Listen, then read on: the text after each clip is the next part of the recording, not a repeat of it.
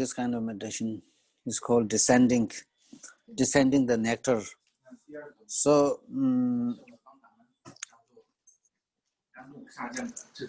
because descending the nectar involves this kind of meditation involves creating the and cultivating the positive thought, right? Positive thought, because a positive thought is cultivated only when the mind becomes neutral, right? When the mind becomes neutral, then it is on that basis that we then cultivate the positive thought. So then this second type of meditation, which then involves, again, as we have done last time, that when we try to inhale, the breath, from the left, if you are doing from the left nostril, then you close this the right nostril, right? But then it is not that necessary, blocking one's nose, in an alternative way is not that necessary. But for the beginner, it is being instructed to do likewise. So as you inhale, what kind of visualization it involves is, you inhale all the positive qualities of the enlightened beings, all the positive qualities of the the Buddhas and the Bodhisattvas. So as we inhale with the qualities, then, for example, if you inhale, from the right nostril, like this, we inhale, right? But again, slowly, we already need to set up. We have discussed, right? Which we have discussed. Bodily setup is, Could you review a little bit about last week? I see. Review so they can recall the class. The first in the first class, just go through some kind of review. We already talk about the physical posture. How we need to set up our physical posture before we do the meditation. For example, like the cross legs. We already know. Bringing the the left inside leg, and then place the right leg on it, and then doing like this. It's something like this is what is called as the Vajra cross leg sitting position. So, but if one finds it difficult to do it, then just placing on it, just normal is okay. But if one have some leg problem, then doing it like in the form of tara, green taras, hand, leg posture is okay. Right. So this is the legging position, the leg position, and then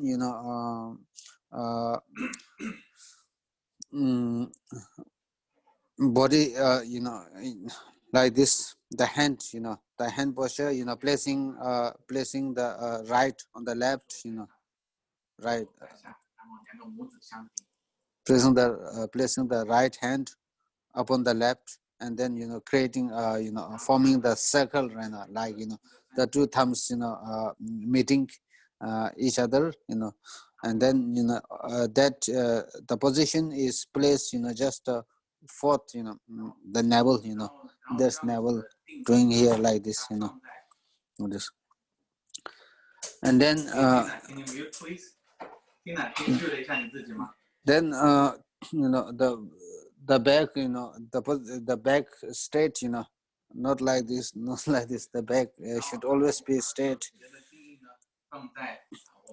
And then the shoulder, the shoulder also like this one straight, like this, more flexible, right? Or this, not like this, right? Something like this. So when the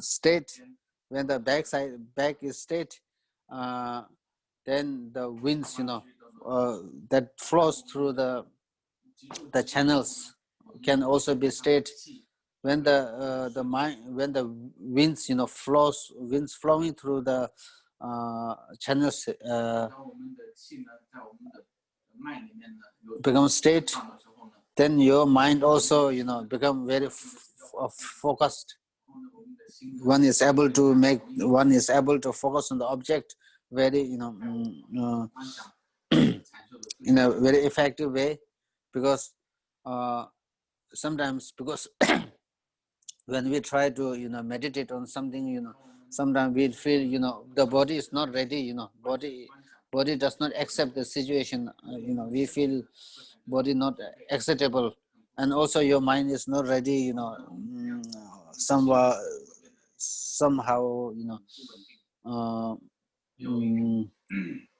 where some kind of,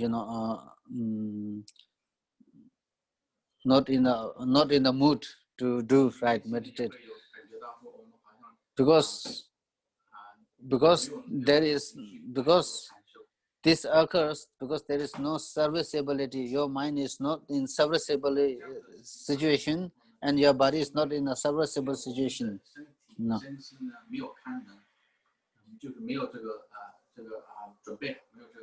So if once, for example, position, created a right position, then what happen is,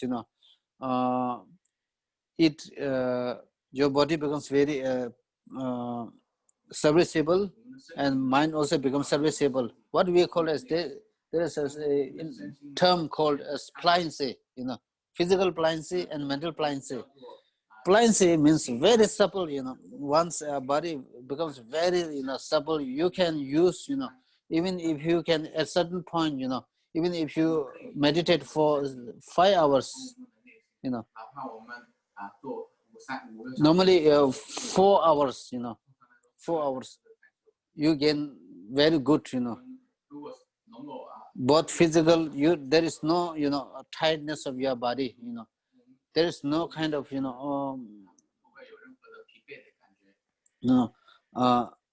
your mind also very, become very, pliancy, very supple, we call supple. So then you have gained some kind of, you have gained the stability, right? But now, once the calm abiding is achieved, single pointed meditation, we call it Shamanta, right? Shamanta, single pointed meditation is achieved, then one can, remain in the, remain focused on the object as long as you can, even for 2 days, 3 days, 1 month, right? So this the, calm abiding, uniqueness of the calm abiding, right? So like all this, the physical, back state makes, make a sense. Then, once, the tongue, always on the palate, touching on the tip of the palate, just to prevent from the excessive saliva, right? And also prevent from mouth dried. If one were to remain, in meditation for a longer period. And then the eye, when the eye is, the position of the eye always on the, around the tip of the nose, right? Sometimes when we try to meditate, people, in ancient time, I mean, this time also some may, when they try to meditate with the, they focus on the object, with the eyes very wide open, right? Looking at the eyes very wide open at the object. And then someday when we try to meditate, very close eyes, close tightly,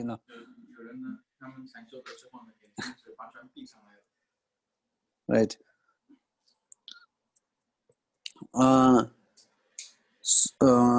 So the position, the eye always on the, around the, around the nose, tip of the nose, but not exactly at the tip of the nose, around the tip of the nose. So this is what is, like sevenfold posture, which is in fact, taught in many kind of, the great treatises by also in Buddha's, Buddha's sutra teachings, and also in Tantra teachings, and also in many of the, teachings, this, meditative posture are taught, Again, yeah, sometime, somewhere after, what happened is people first do meditation and then, boring, then doing like this, and then doing like this. Again, you have to, and then like this. So this is not right, I think. Right. So this is meditative posture. And then, as we said, the first kind of meditation is on the breathing meditation, which involves, one do not bring any kind of visualization when we try to do the breathing meditation, because the purpose of this meditation is to make your mind, the neutral, some kind of, to pacify, mainly to pacify the discursive thoughts, discursive thoughts. Sometimes, by nature, we do not stop thinking, we keep on thinking, one after the another, in a restless, So therefore, the great master Longchenpa, from the great Dzogchen master, he say, wrote a beautiful, beautiful text, resting the mind at ease, resting the mind at comfort, because the mind all not, 24 hours not resting, try to conceptualize, one after the another.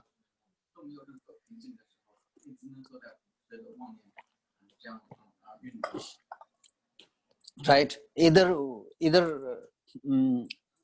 chasing after the past thoughts, or chasing about, running after the future thoughts,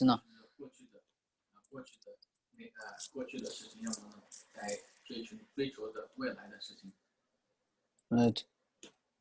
So either dwelling in the past or, going in the future, not try to remain at the present moment, right?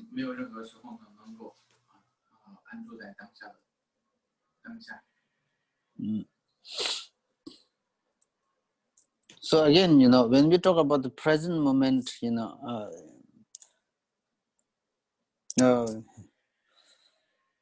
maybe explain later, not now. Yeah. So anyway, when we try to do the breathing meditation, the first kind of breathing meditation, then which involves no visualization, no visualization. The only visualization that one need to do is, visualize only on the breathing, breathing. Other than breathing, no visualization, right? Because if you try to visualize something, then there is no point of doing the first meditation, right? First breathing meditation. The very purpose of doing the first meditation is to pacify the discursive thoughts, many thoughts, which makes unnecessarily sometimes unhappy, right? Not necessarily, unnecessarily creating unhappiness situation, right? So we try to, bring some pacification, but to pacify, to calm these discursive thoughts, right? So this is the purpose of the first meditation, because we are trying to, do some kind of practice. When we talk about the practice, which then involves, which involves all creating the positive thoughts, positive thoughts. So positive thoughts arises from we try to create the positive thoughts from the neutral state of mind, right? If our mind is so disturbed, if our mind is so disturbed, so messed up, there is no way to create positive thoughts, right? No, difficult, difficult way to, to create positive thoughts. Sometimes then, visualizing on the inner silence helps, right? So meditation is the inner silence, right?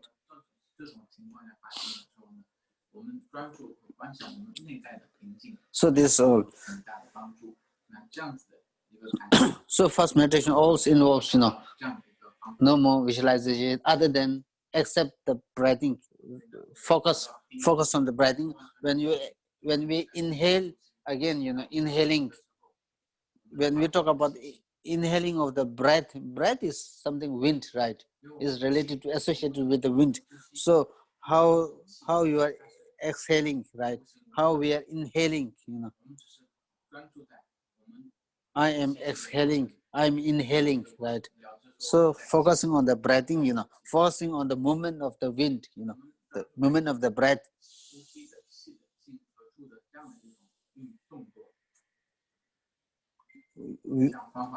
Our mind think we are focusing on the movement of the breath. Right.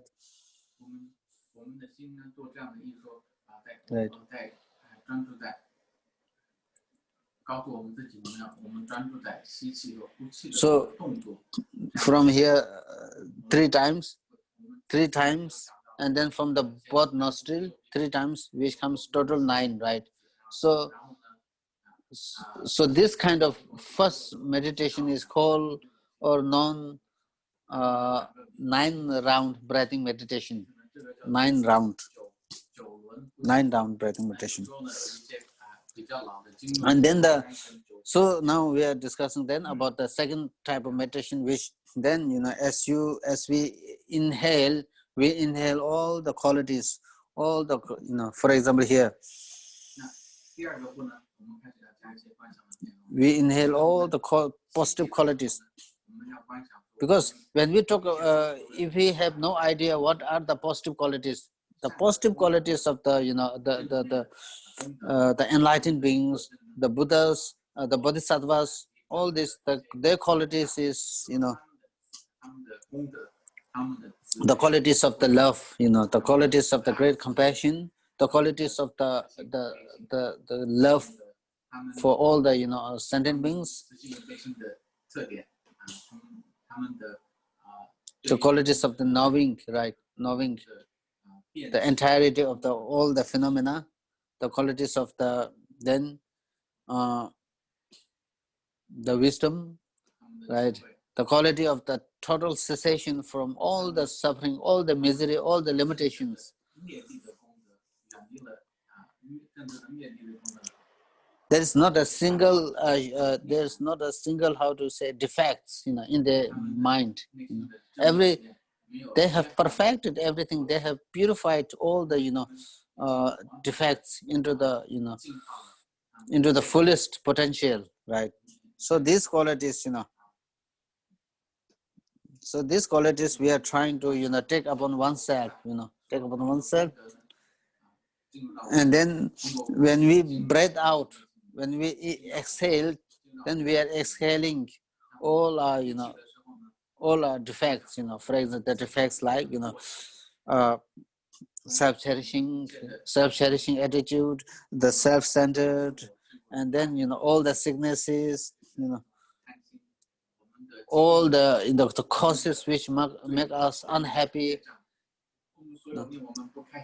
So all these, problems, all the unhappiness, we try to exhale, with the breathing, with the breathing, visualize exhaling. Right. Do it again first like this, from the nostril, right nostril or left nostril, it doesn't matter.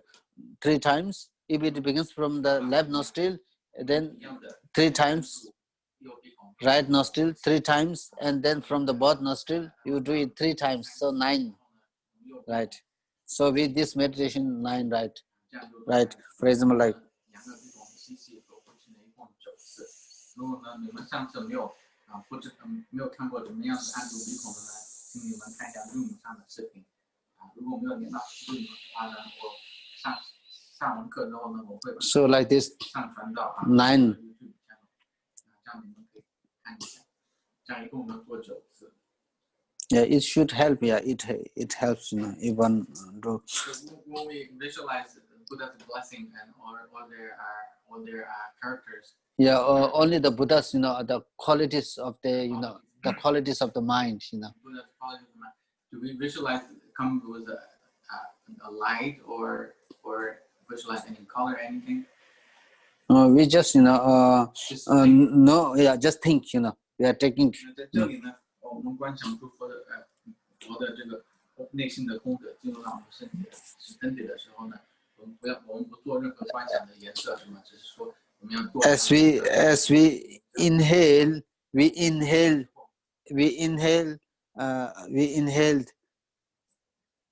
make the inhalation together with the taking upon, together with the visualization of bringing all the qualities. 当我们吸气的时候呢，我们在吸气的同时呢，我们做一观想说，我们也获得了一些诸佛的功德，内心的证悟。And then when we breathe out, we do with the visualization, with exhaling, expelling all the, your unhappiness state of mind, all the defects of the mind, all these things.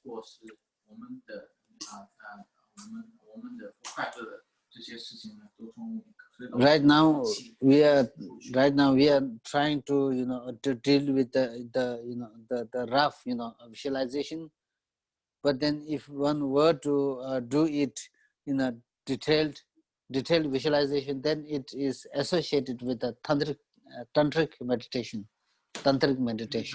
One need to visualize 10 channels, all these channels, all these things. So we are not going to do that.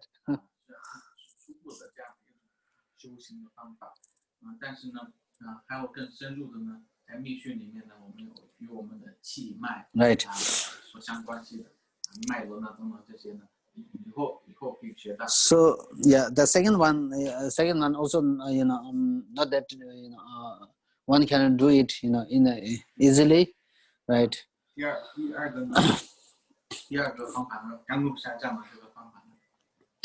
Only the difference is visualization. Otherwise, the process is same, right? The first, second, and then now we are going to deal with the third, which is what is called as the meditation is called as continually pouring meditation. Continually pouring, right?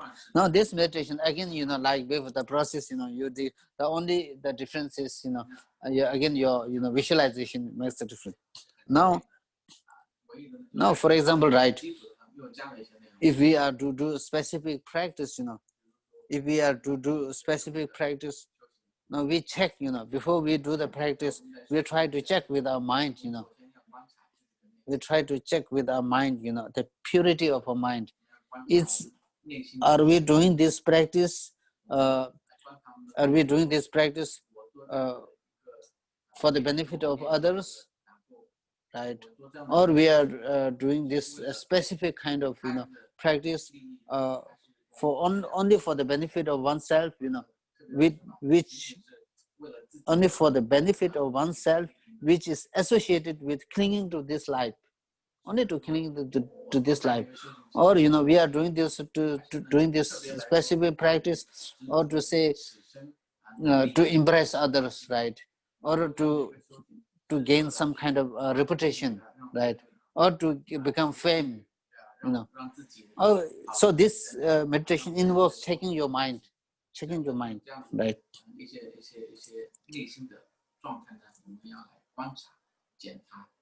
So as we engage in this kind of checking one's mental state, the purity of the mental state, right? If we then come to understand that we I'm doing this particular practice just for example, like to impress other, then meditate, we do the breathing meditation when we, right, again then we take the qualities of the Buddhas and Bodhisattvas. When we exhale the breathing, we are breathing this specific mental state, specific mental state, right? The state, the mental state of impressing the other, So we expel this specific mental state when we try to exhale, when we try to expel, we expel this mental state, or we are doing this specific practice, maybe clinging to this life, so again, this clinging mental state we expelled, as we do this, exhaling meditation, and then inhale all the qualities of the Buddha.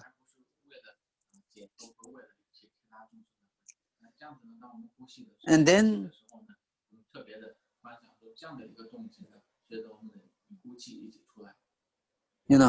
as we do this kind of meditation, right,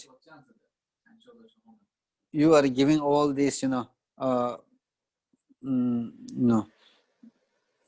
we are expelling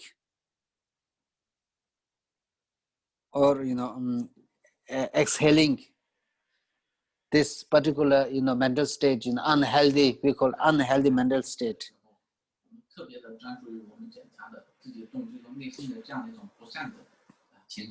And then take upon, taking along with the breath, the qualities of the qualities of the enlightened beings and Buddhas and Bodhisattvas, right? So at certain point, if we feel rejoiced over doing this kind of meditation, if we if we feel delighted, if we are rejoiced over this kind of meditation, meditation, taking all the qualities of the Buddha, inhaling.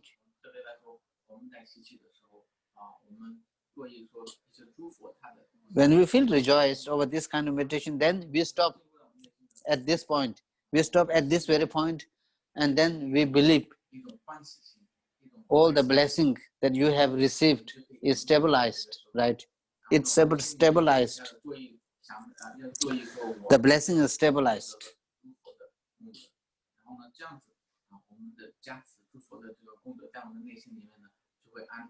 Right. We feel rejoiced, we feel satisfied, then we stop this. And then whatever practice we are going to do, we do this practice, right? So these are I explained briefly.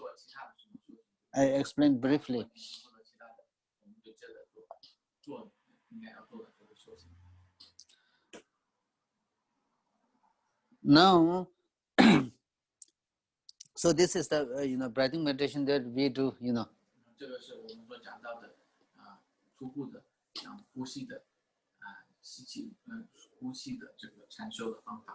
right. However, if our mind is already not disturbed, if your mind is very filled with some kind of we feel really some kind of positive thoughts, positive thoughts, like seeing the positive thoughts, like altruistic mind, then this kind of meditation not necessary,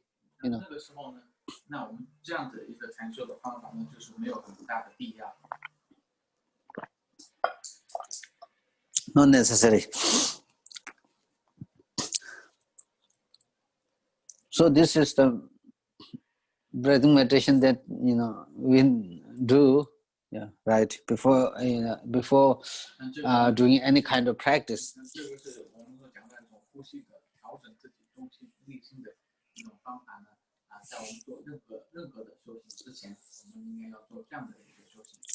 So now we will discuss about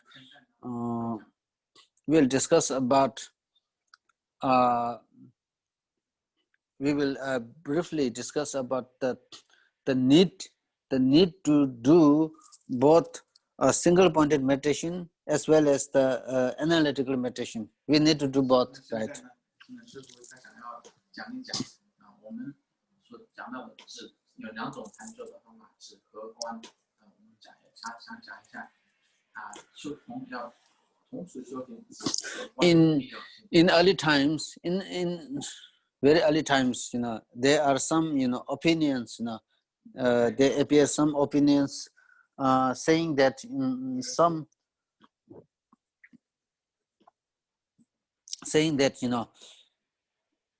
single pointed meditation is only needed,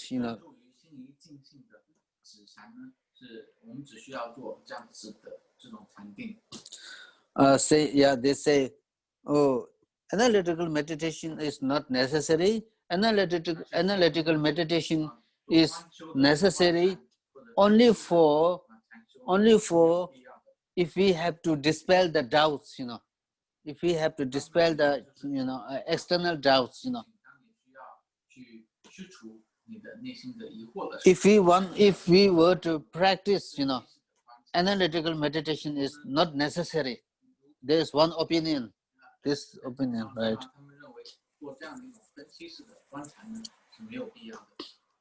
And then on the other hand, there are a certain group who say analytical meditation is only necessary, whereas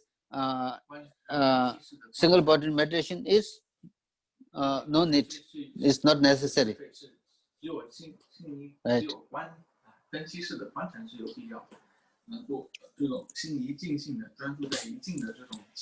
So there is some kind of discrepancy, right?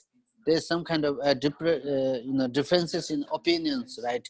One on the other hand saying single pointed meditation is necessary, analytical meditation not necessary. On the other hand, some they say analytical meditation is only necessary, single pointed meditation is not necessary, right? So then later on, this idea, this opinion is proved to be a little bit wrong, right? Both are necessary. Many great masters, the Indian great masters, like Master Kamaleshela, Master Shanti Rakshita, and then both from the Buddha's text, Buddha's text on Sutra, Buddha's text, Mahayana text, Hinayana text, Vajrayana text, all this spoke heavily on the need for both, need for both. And then later on, the great, trailblazers like Arya Nagarjuna, Asanga, Chandrakirti, Ashwagosha, right? Bhuttapalita, Master, this Shantideva, Kamaleshela, above all these many great masters, they spoke for the need of both. And later on in the land of snow, like, the great, like, and also, Master Naropa, Tilupa, the emphasis on both, right? And then, in the land of snow, like, from the Buddhism spread in Tibet around 9th century, right? Around, right? But it, although may, spread earlier, but in 9th century begin, But then, around those times, Master Padmasambhava, and then many, Shanti Rakshita, Master Shanti Rakshita, his student Kamaleshela, they all came, right? And then and then around those time,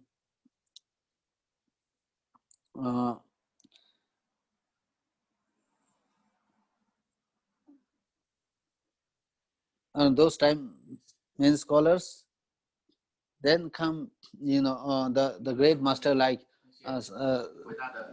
from the Sakya tradition, Sakya Pandita. Sakya Pandita, truly a great scholar, left a huge contribution in the language, Tibetan linguistic, language and many field of knowledge. I think he visited in China a few times, right? Become the emperor, become the teacher and guru of the emperor, Chinese emperor. So Sabin also, yes, he emphasizes on the both. Huh? Yes, Sayya, we call it Sayya Pandita. Yeah, Kunga Jense. Yeah. Is he the same person as the Takwa?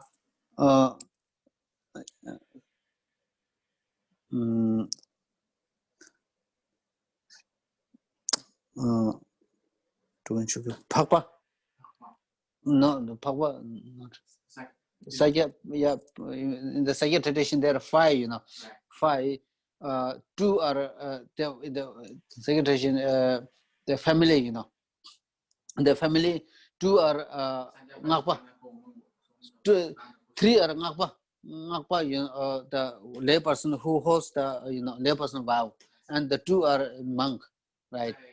Yeah, Sayya family, Sayya lineage, five lineage, when we try to trace back the Sayya lineage, these five great masters, because they believe to be emanation of Manjushri, Buddha of compassion, Buddha of wisdom, right? So yeah, we call it Sayya lineage, five lineage. So then Jazongapa, who founded the Gelu tradition, so he especially emphasis critically on the need to study, need to analytical meditation is very important, very, very important. So Jazongapa emphasis on this, because if you look at his writing, one of his writing, in his writing, he say,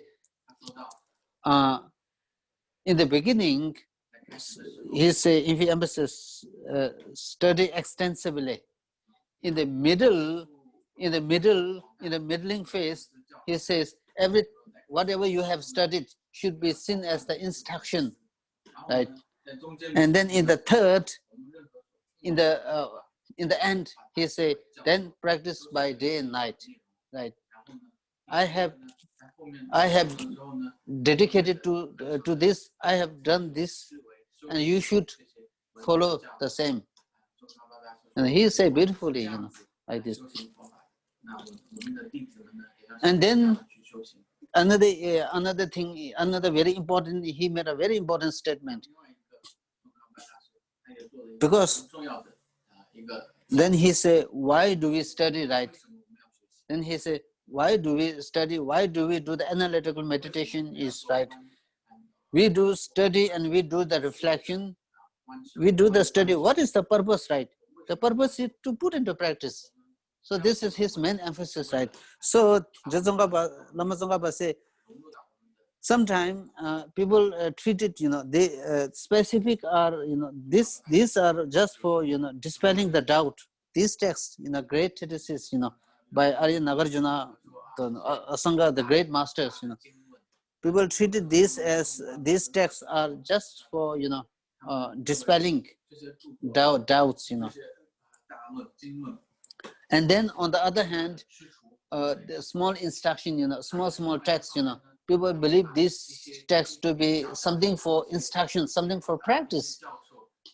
So great treatises are for dispelling, and there are something small text, for practice. Just how I say, not that way, because the great masters wrote the text just for what purpose? Just to put into practice. But in order to put into practice, you need to reflect, right? We need to reflect. In order to in order to acquire the good understanding, you need to study. So Jizongapa is this is one of the main point of the Jizongapa. Jizongapa, furthermore, he said, one need to hear the teaching extensively, because if your understanding is wrong, your practice is wrong. Your practice becomes wrong practice, right? So in order to, to have a very good practice, you need to have the good understanding of the Dharma. So he taught this extensively,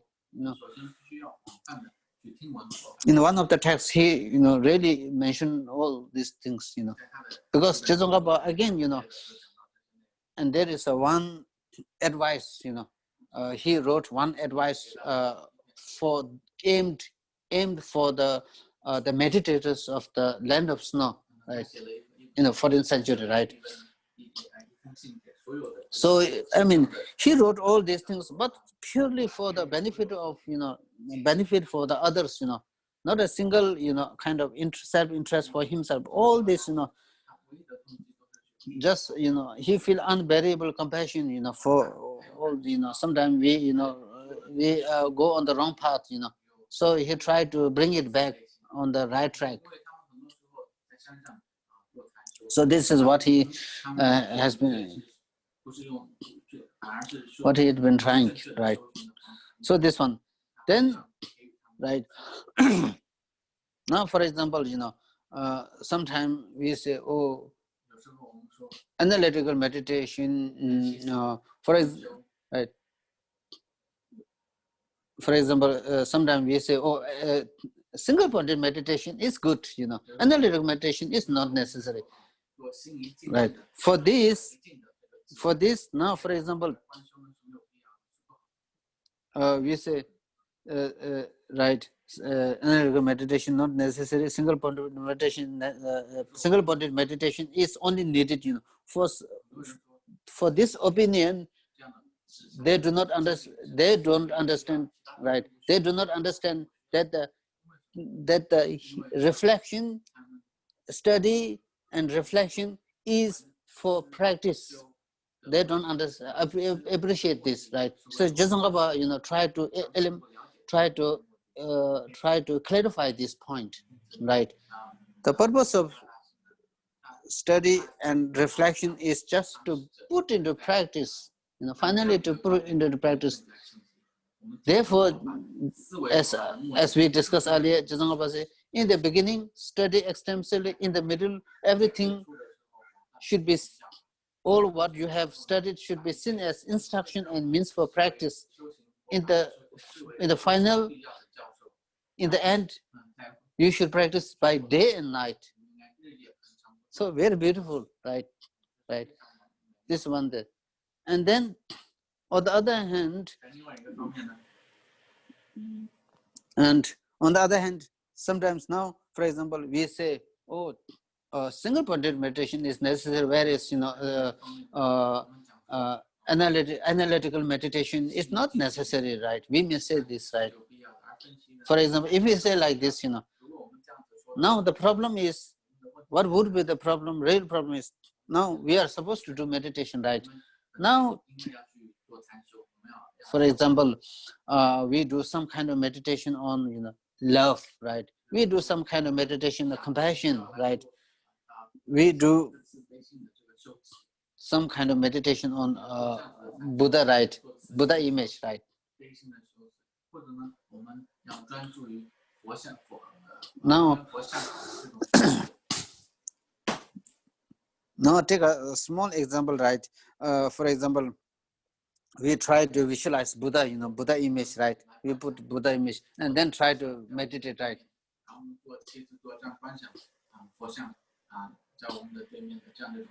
Now,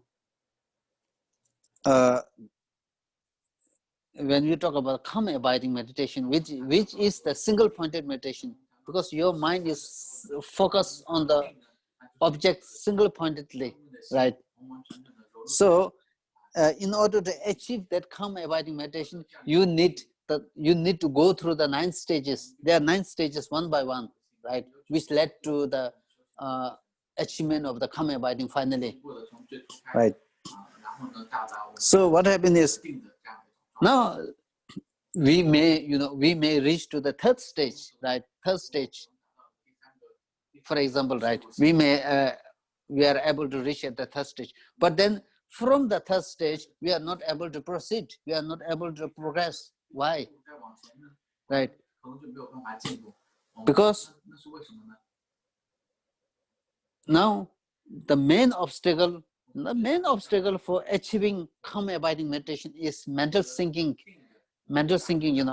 some kind of lethargy, mental sinking, or we call mental laxity, and also the mental excitement. So these two are the main obstacles, which hinders you from the progression, right? Now here, now so therefore we need to analyze, because we need to analyze how the mental laxity comes, how the mental excitement arises, right? So we need to analyze this.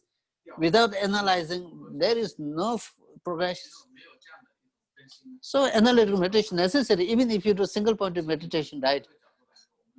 Even if you try to do single point meditation, analytical meditation so necessary, right? So through analyzing, through reflection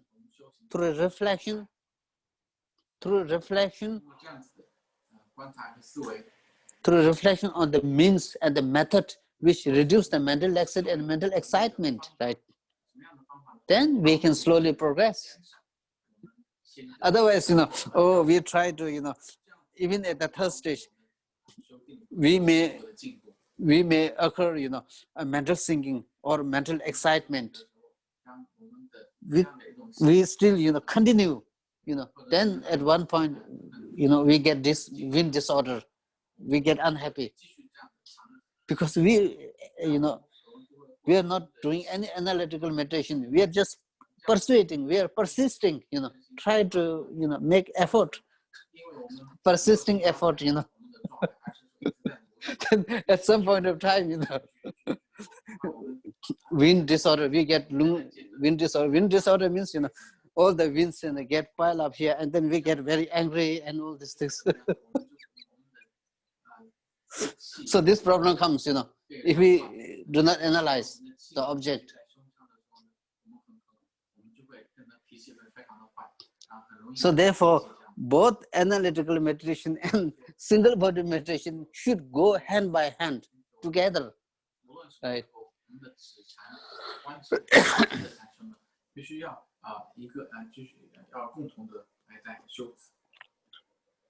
Right. So now, then we come to the what? Now object of, we choose the object of meditation, right? We choose to the object of meditation.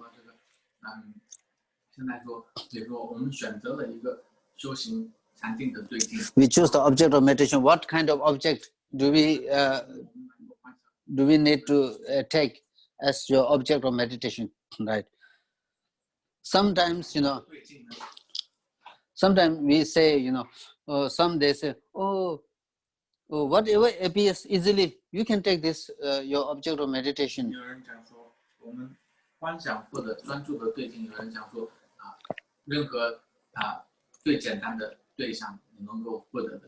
Right. For example, I have a nice watch, nice wristwatch. Nice. This I have some kind of, my attachment towards this watch, So this watch is very easy to, appears in my mind, right? So can you take this as your object of meditation? Right. No. Right. So it makes you, it further, increase your attachment.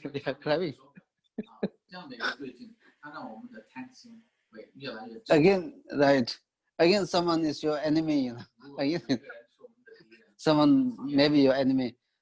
So the enemy sometimes, it comes in your mind very easily. So again, if you try to take this object, right? No good, right?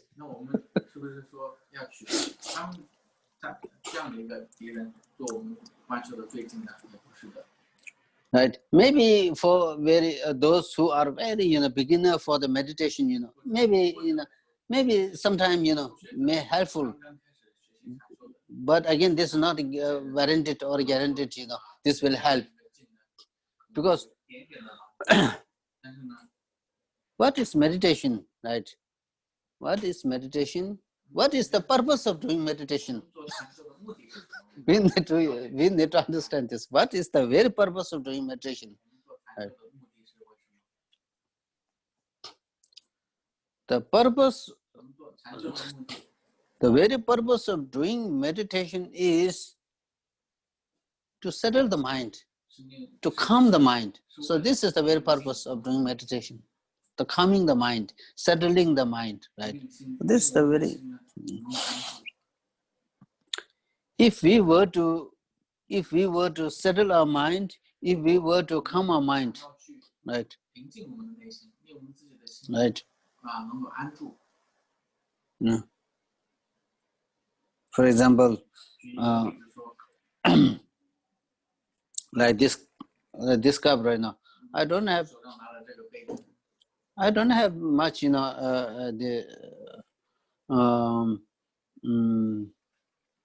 I don't feel anything towards this, mark, and I have no attachment for this. For example, I have no attachment. So there is not much use, taking this cup as an example, as an object of my meditation. Because I don't feel anything towards this cup. Right. Again, for example, your one's enemy,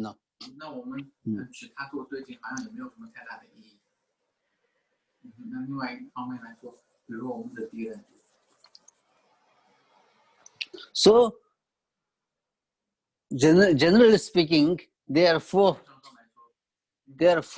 We can say there are four objects of your meditation we need to take. Right. So the first is called the object of pervasive. The object of pervasive. The second one is called the object of skillfulness. Skillful.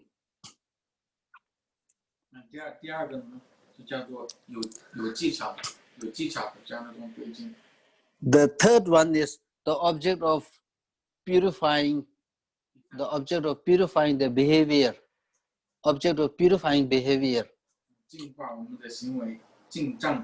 The third one is the object of purifying the affliction. Fourth, right? Right. So here, of these four, we don't deal with the first one. We are not dealing today. The second one, we are also not dealing today. Now, what we are, so here, what we are dealing is, if the third one, mainly we are dealing now with third one. If we have time, then fourth one, okay, we will deal with. So we are going to deal with the third one. Right. So from the third one, we come to understand that purifying the behavior, right? Purifying the behavior. Now, purifying the behavior means, no. Not, for example, we can talk about the five affliction, five negative emotion, right? We can talk about the five negative emotion.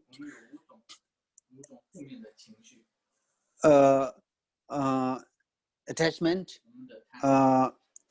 hatred, confusion, ignorance, ignorance, and then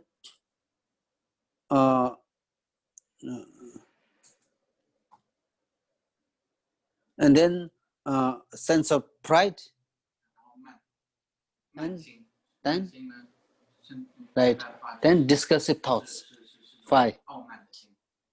Right. So each person, some have, of this. Fifth one is, discursive thoughts. Discursive thoughts, not doubt, sometimes we don't, we don't stop thinking. We keep on thinking something, either thinking about the past or future, lot of, thinking, not resting, One after the another, it led to thinking. 讲到这五种是贪嗔痴慢，然后第五个呢是妄念，就是我们的心呢就不停的在思维过去、现在、未来，没有什么答案，妄念。Right. So of the five, for everybody, some people have more. Some people by nature is short tempered. Some are more attachment. Some are more discursive thoughts. Each person, each person has the predominant, affliction, right?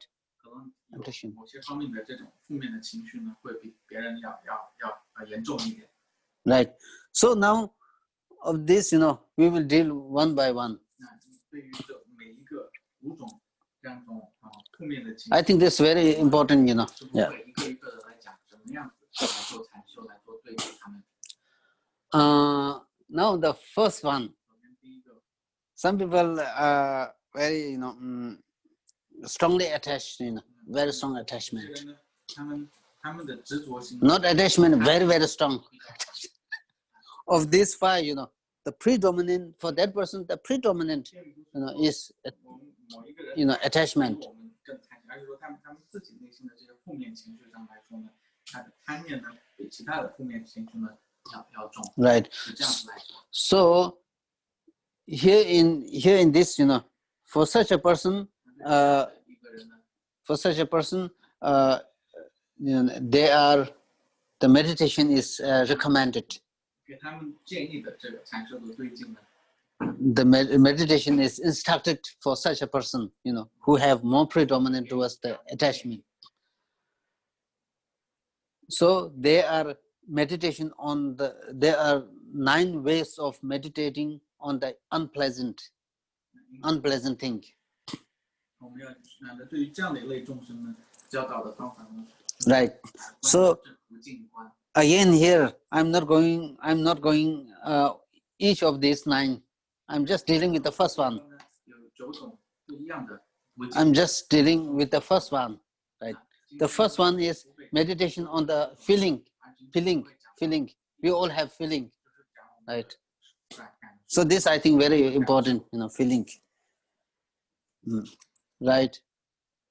So meditation on the 我们每一个人都有感受。那在这里呢， when we talk about the feeling, everybody has feeling. Even the animals do have feeling. 我们每一个人都有感受。 This is a very vast topic. It's a really, very vast, subject. 当我们讲到我们的受孕、我们的感受的时候呢，是一个非常广泛的。 When we talk about the feeling, there are the pleasurable feeling, unpleasurable feeling, and then equanimity or neutral feeling. Say neutral feeling. 这样的一种平等。 Right. So now here we are dealing with the feeling of neutral. We are dealing with the feeling, and mainly we are dealing with the feeling of the pleasurable feeling. 我们在这里呢，我们更主要的呢，对峙的是我们这样一种乐的觉受。 Right. When we talk about first, we need to understand what is the, 我们应该要去， first we need to understand equanimity, the feeling of neutral feeling. 我们首先要了解到我们的平静，就是中性的这样一种感受。 I think neutral feeling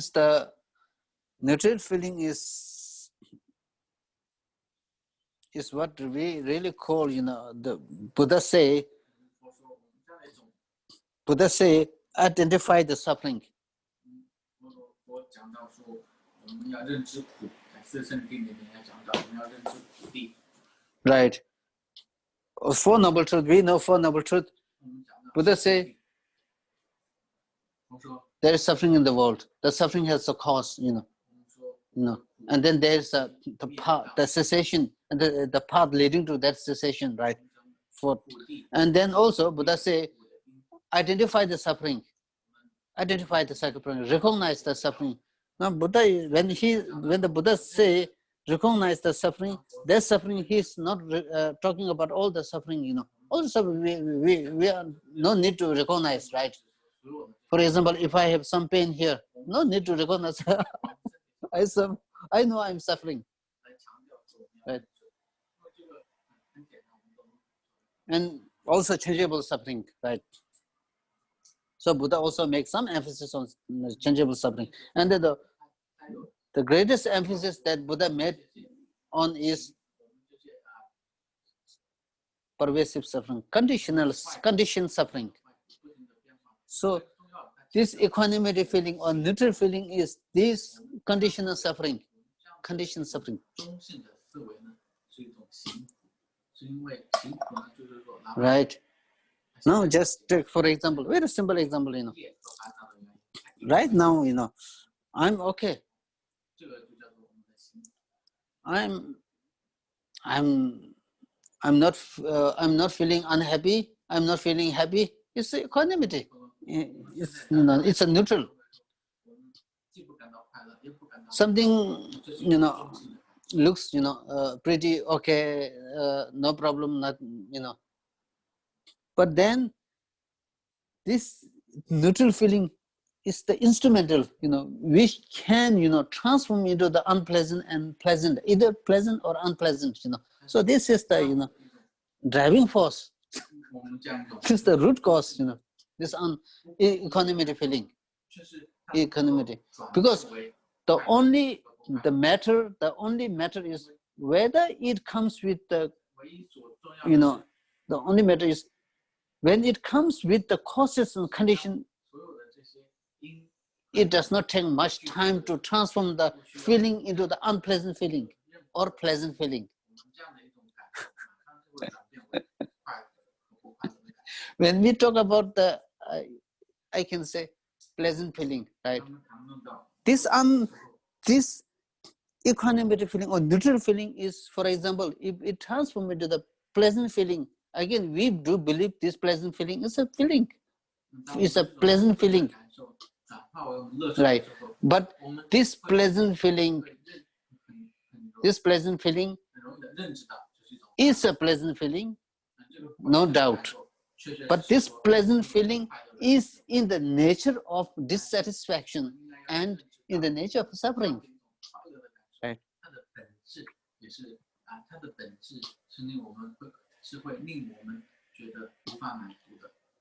Because why this pleasant feeling is in the nature of dissatisfaction is because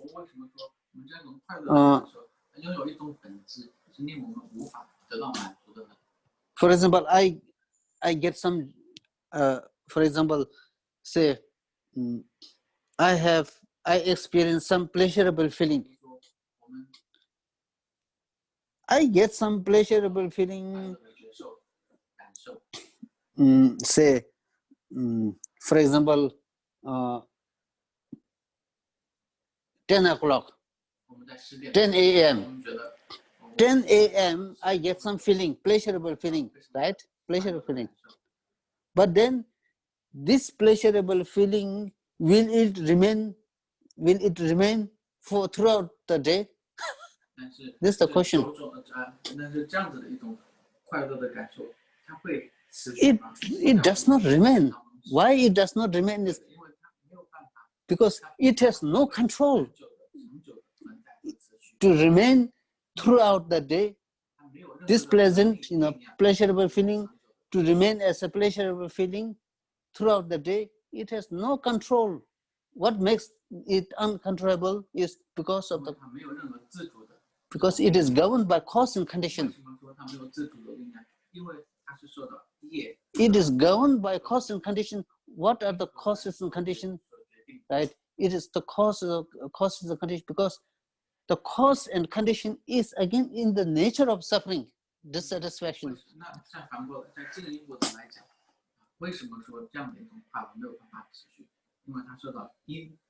So one cannot expect to, you know, something, the cause itself is some kind of, you know, in the nature of dissatisfaction, in the nature of suffering. How can it give rise to the, you know, something very, long lasting joy and happiness, right? Long lasting joy and happiness. Very, very important, right? Because this pleasurable feeling occurs at, for example, 10 a.m. This pleasurable feeling is so fragile, so fragile, very fragile. This pleasurable feeling is like so fragile that Buddha gave the example, like water dew, dew on the some kind of some flower, some leaf, on the dew, You don't need to use the hammer to make it burst, Just small sunlight. When it comes with small sunlight, even when you clap, it will disappear. It bursts. So this shows the fragility of the feeling. The fragility. The feeling is so fragile, Again, when causes and conditions meet, it bursts. It won't take. Right. So therefore, Buddha say, like I asked you to bring the prayer book because Buddha say in this teaching, Buddha Sutra, look at star, a mirage. Look at star, a mirage, a lamp, illusion, no drop of dew. He is referring the feeling to the drop of dew. Oh.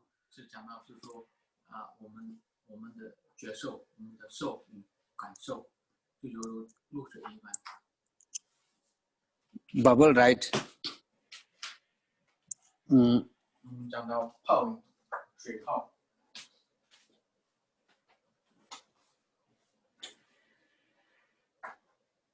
No, drop of dew.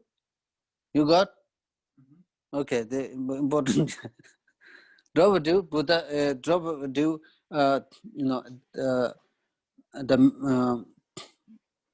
Pleasurable feeling, bubble, unpleasurable feeling.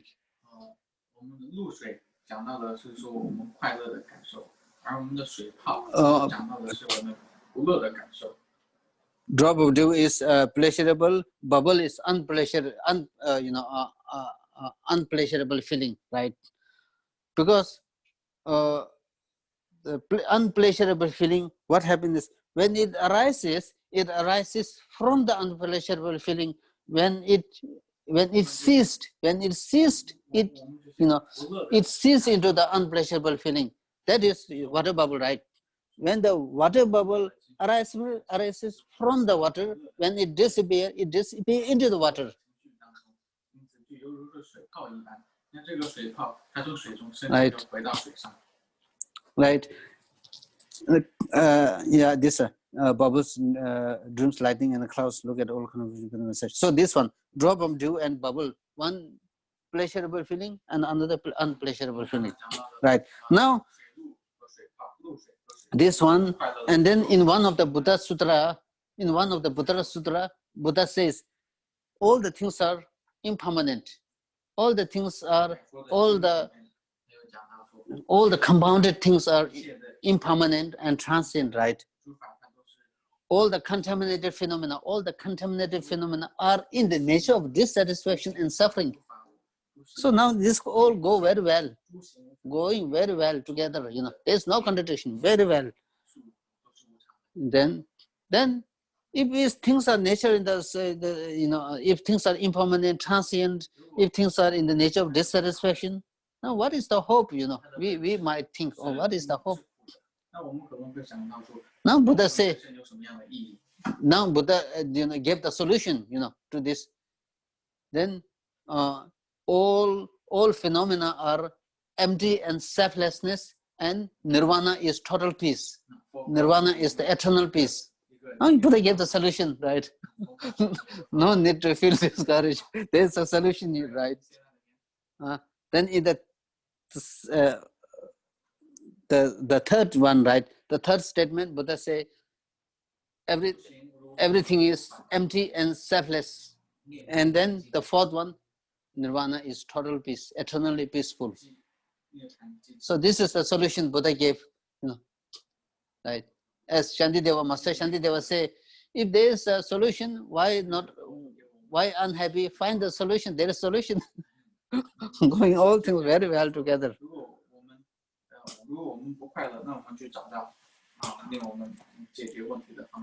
Right.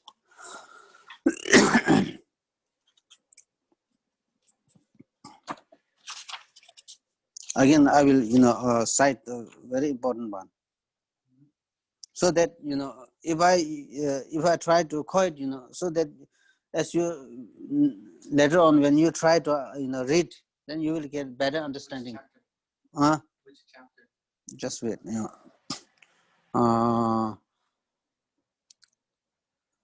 Just wait.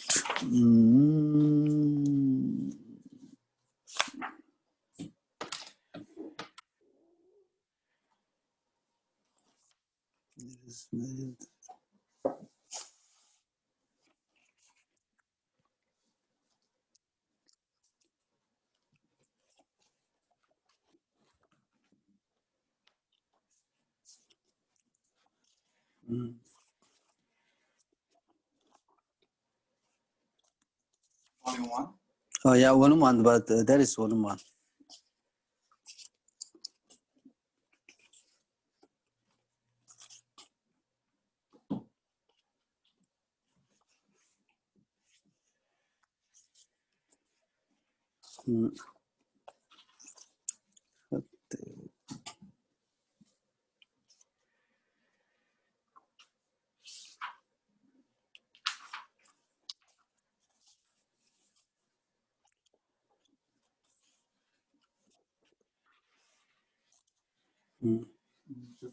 师父手上有一本菩提道次第广论，要引用其中的一个段落。Yes.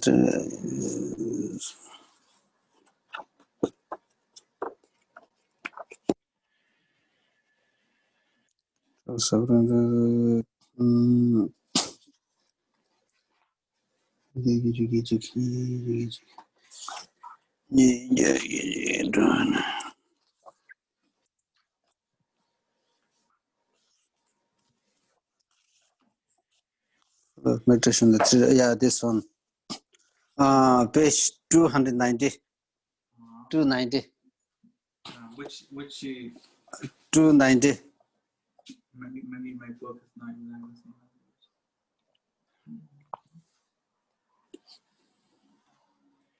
It's 19. Future meditation on sufferings. Further meditation on suffering. Yeah. The suffering of conditionality.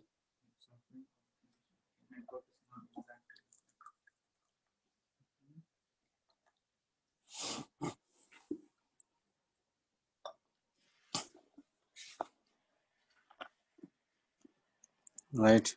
Got it. Now I will read and then I will try to explain, right? Very important.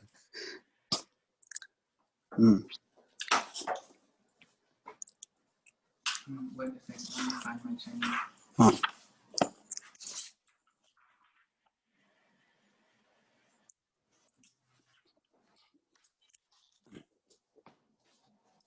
Good.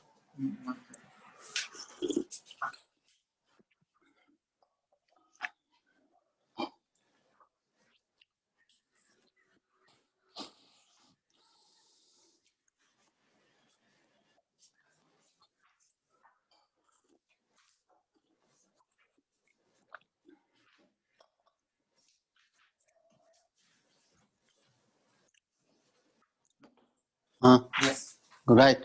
I say. So normally, we call conditioning suffering, right?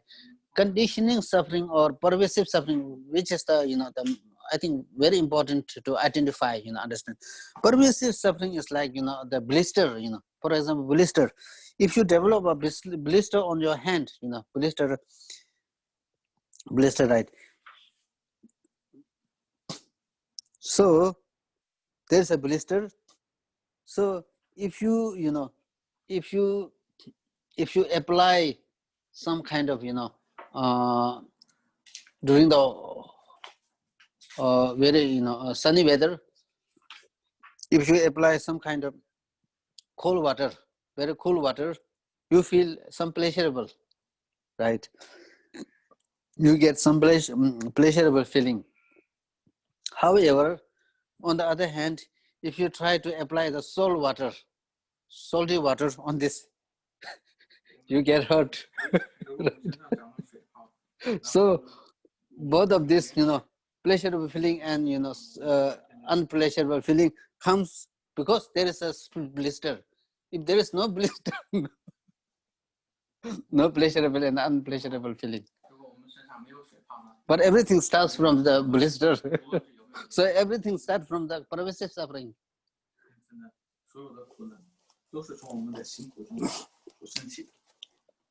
Right now, okay. Now, right.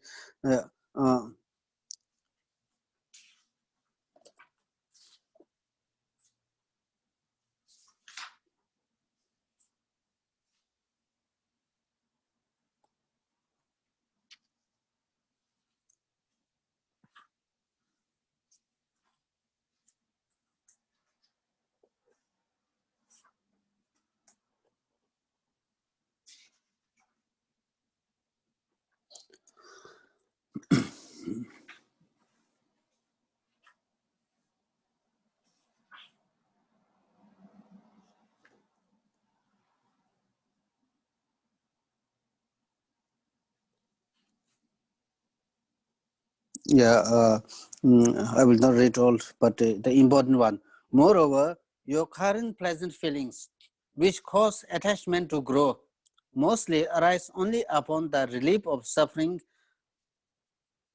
Pleasure does not exist naturally, independently of the removal of suffering. For example, if you suffer because of too much walking, a pleasant state of mind arises when you sit down, right? Very true. You walk, we come now, for example, sometimes we go on walking, right? We take a very long walk, and then what really happens is our feet get hurt. Your feet get hurt. Now you try to, take some rest. What happened? Sorry, which section you're reading? 291. 291. Moreover, your current pleasant feeling, which cause attachment to grow. Got it?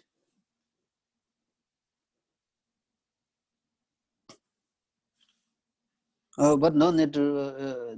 You, it's okay. Yeah, yeah. For example, if you suffer because of too much, for example, now we take a walking for a long hour, right? So we get hurt. Our feet is hurting too much. Now we sit, right? We take rest, for a while. And then when we take a rest, when we relax, we get pleasurable feeling, right?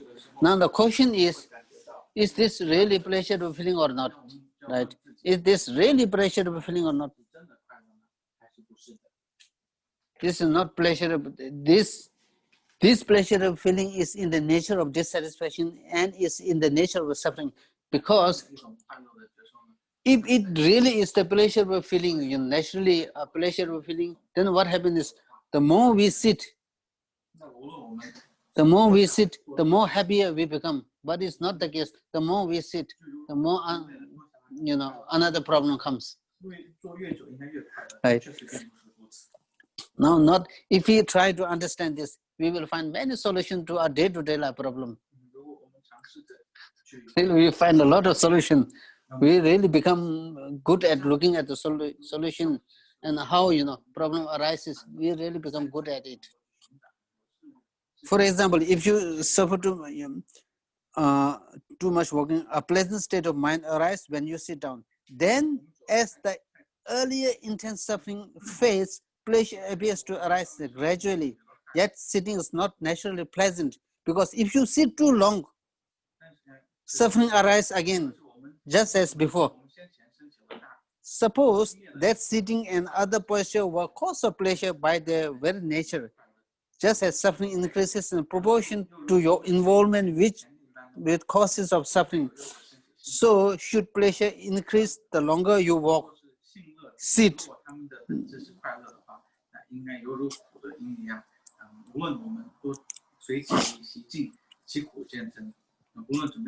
Right. So yeah, I will explain about this.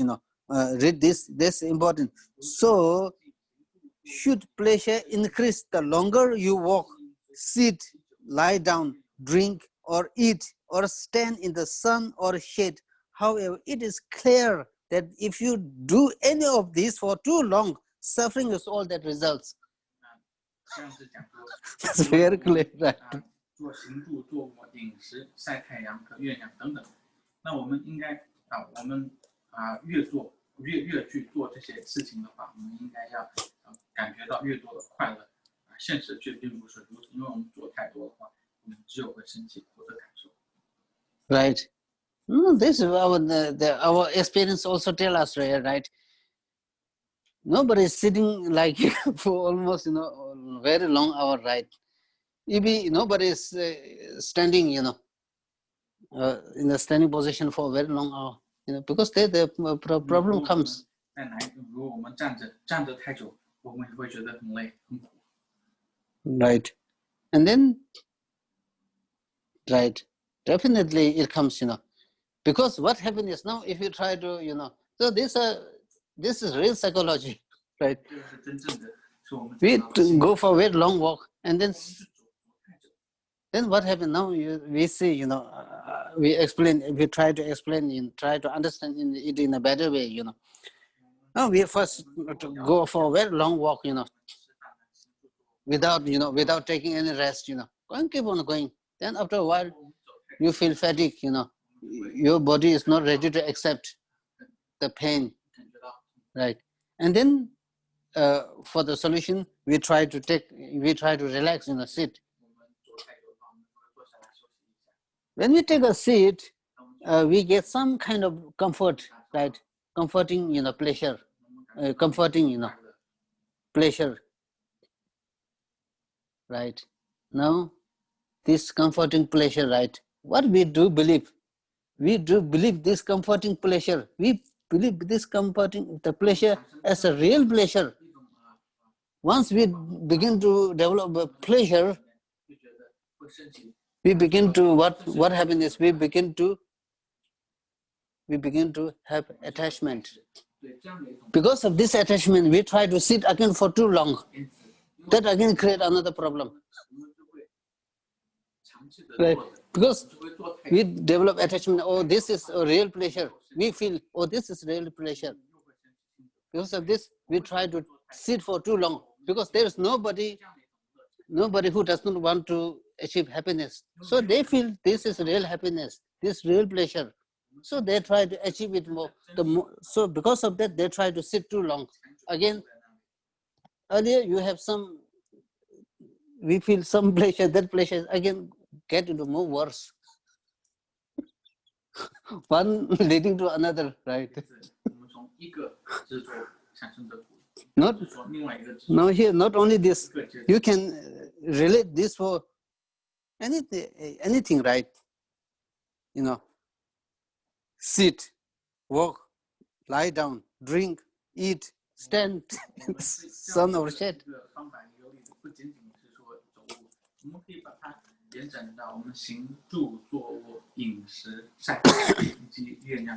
Right. Chizunga by citing the script, citing the Buddha's, word, Buddha's, descend into the womb, entering into the womb, womb means mother's womb, right? The sutra says in the same way. It looked like Nanda, the physical activities of walking, sitting, standing, or lying down must each be understood as suffering. If meditators analyze the nature of these physical activities, they will see that if they spend the day walking and do not rest, sit down or lie down, they will experience walking exclusively as suffering and will experience intense, sharp, unbearable, and unpleasant feelings. The notion that walking is pleasant will never arise, will not arise. Right? We don't think if we suffer too much, then we don't think we have walk.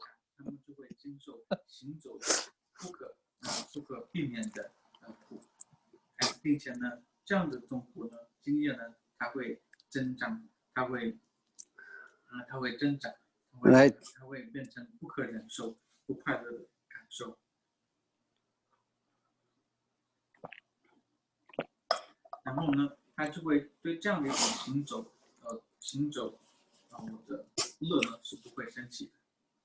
Right. After discussing the other three types, other three physical activities in the same way, the text continues. Nevertheless, Nanda, because they break the continuity of suffering in one or the other of the physical activities, some other new suffering arises, and this they take to be pleasure. Nanda, when this contaminated feeling of pleasure arises, it is only suffering that is arising. When it ends, it is this nature of suffering that ends. When it arises yet again, it is only compositional activities that arise. When it ends, it is only compositional activity that ends.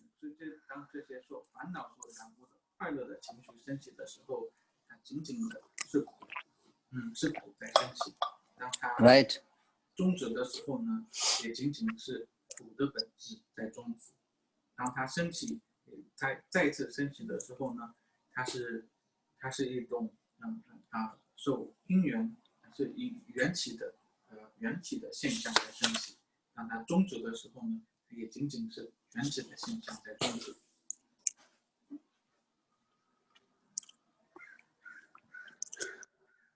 So, and also as in Aryadeva's 400 stanzas, so Master Aryadeva, who is the chief disciple of the Master Nagarjuna.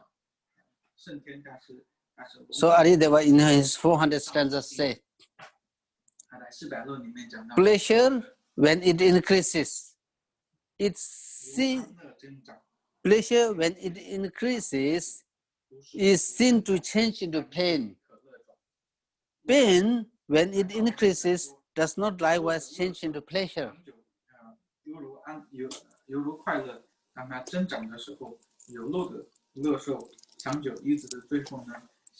Right.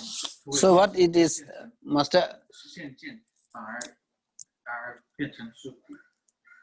Right. So Master Aryadeva's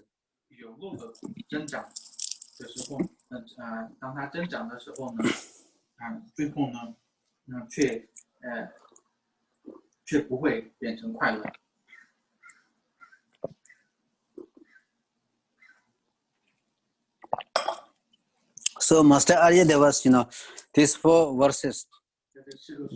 So the meaning is the 4 verses of this verse. Pleasure, when it increases, is seen to change into pain. Pain, when it increases, does not likewise change into pleasure. So the meaning of this is this: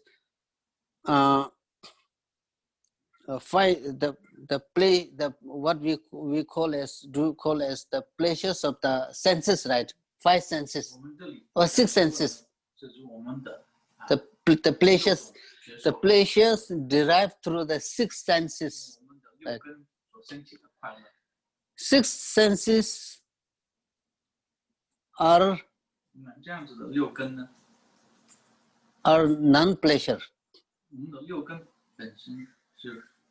The pleasures derived through the 6 senses are in reality non-pleasure. Because it is non-pleasure, the more we indulge in it, the more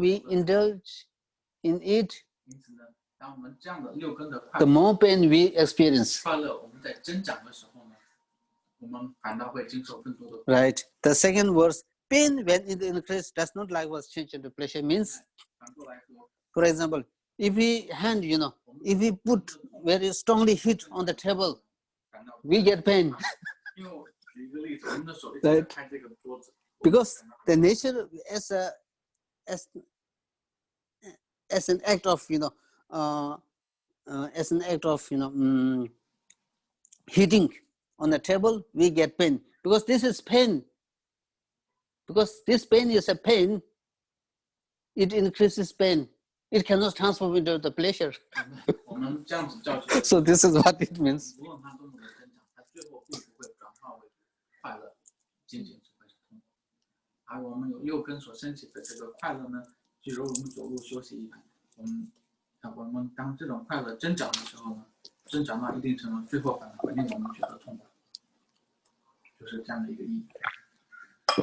Right. Now, again, just say, now what we are supposed to do, right? Because we may think, liberation, we can talk about the liberation, the path, which really bring an end to the suffering, or affliction. So we may think, it's very far away, far away.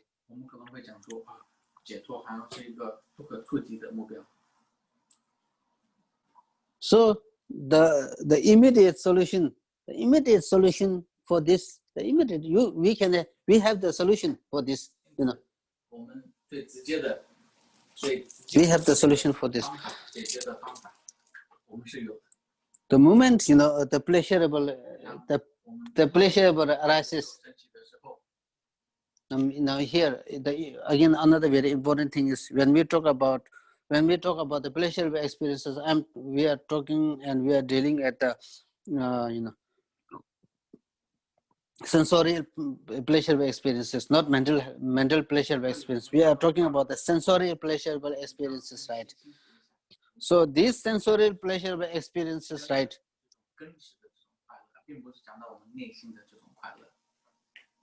This sensorial pleasurable, for example,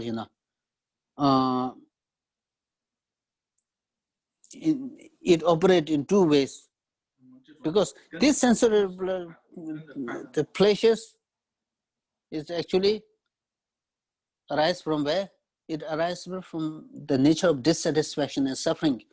So because it arises from the nature of dissatisfaction and suffering,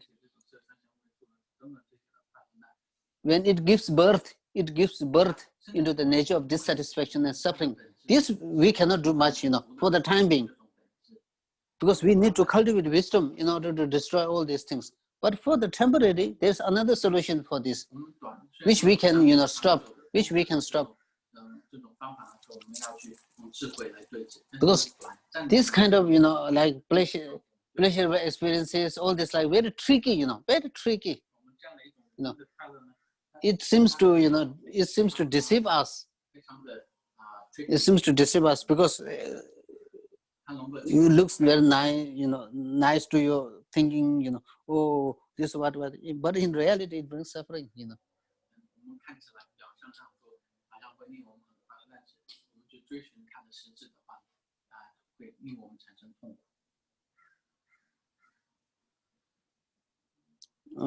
So the best solution that we can stop the the suffering, the possible the suffering is only thinking the pleasurable experience in the nature of suffering. So this is the solution. This is the only solution, the temporary solution. We think, this pleasurable experience, the moment when we think this is in the nature of suffering, that means we can think about the defects of this pleasurable experience, the defects of the pleasurable experiences. Slowly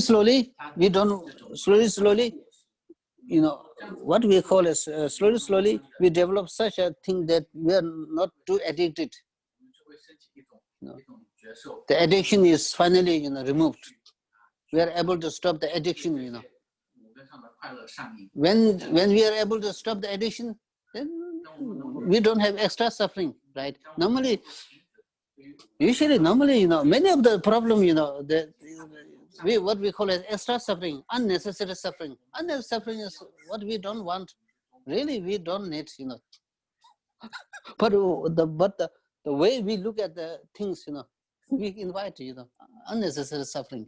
但是我们邀请的这些没有必要的苦到我们自己的身上，是因为我们自己是因为我们自己的这个 So this 所造成的。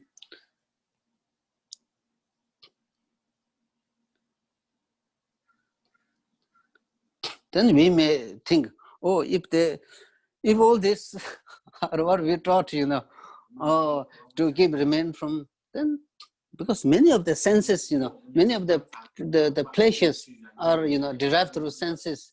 If we are taught to, stop the senses, then what, right? How we are supposed to achieve the pleasurable experiences?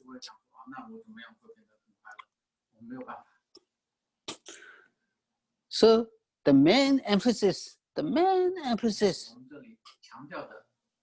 here, this kind of meditation, when we talk about, pleasure should be seen as in the nature of dissatisfaction,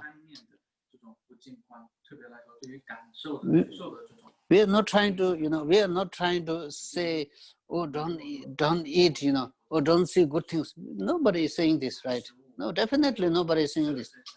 But then, what really happens is, once the craving is involved, once the attachment is involved, it becomes too addicted. Addiction is prohibited. Addicted, because too much addicted, we really, get suffer.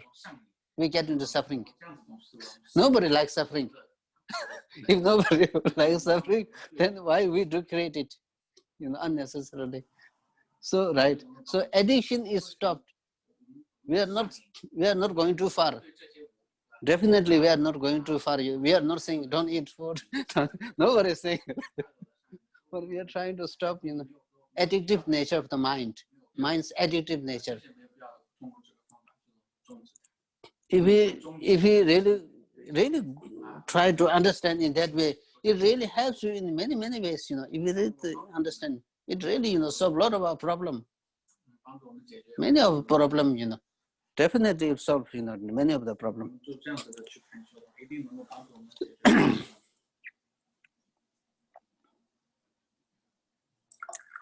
And then once we, once the second level of the second one, when the suffering of suffering comes, right?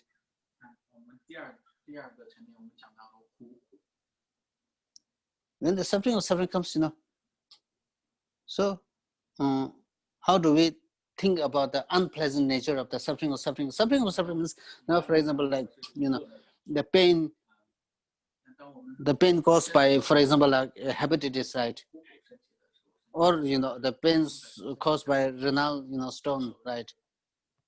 So this pain,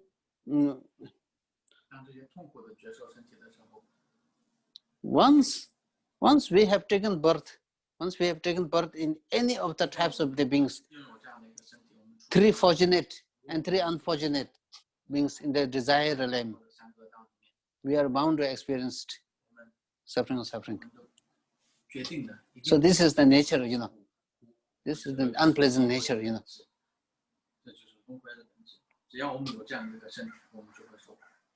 Right. So the final is the neutral feeling, right? So neutral feeling is the main one. The neutral feeling,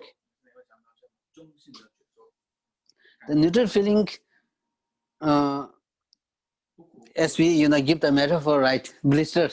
Without blister, how can we experience pleasurable and unpleasurable?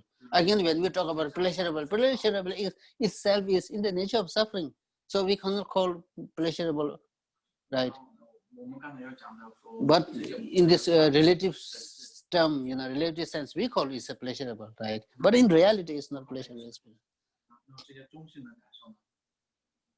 Right. So pervasive suffering is we think about we meditate on the impermanent or transient and changing nature of the this neutral feeling.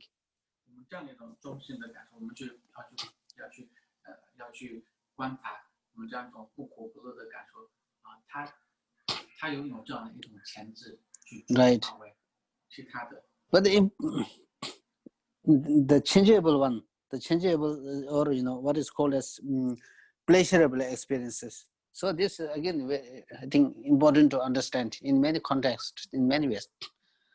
I have, from my experience, I learned this changeable suffering, what we do normally call as pleasurable, is in the nature of dissatisfaction, suffering. For example,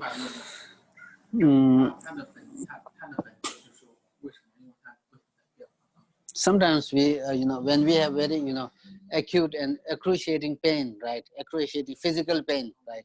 I'm not talking mental pain, but physical pain.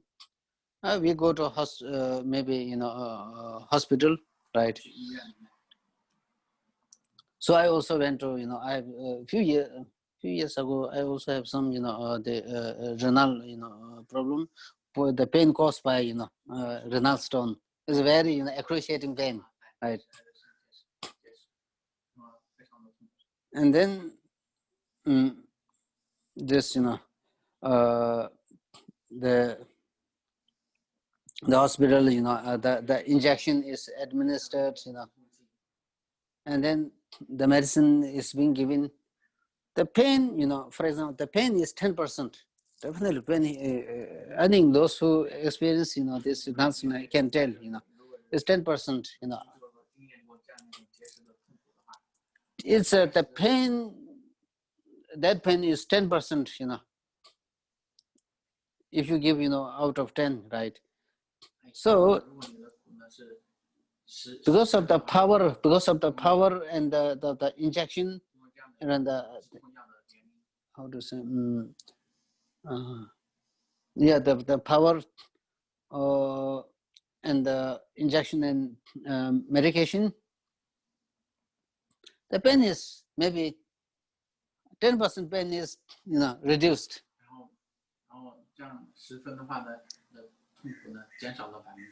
There is some reduction of the pain.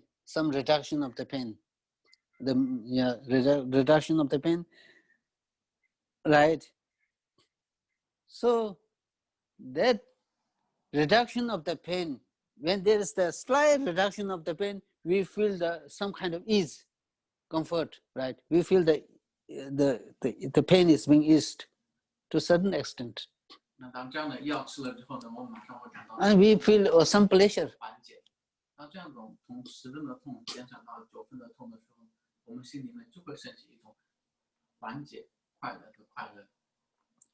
But again, that pleasure is what?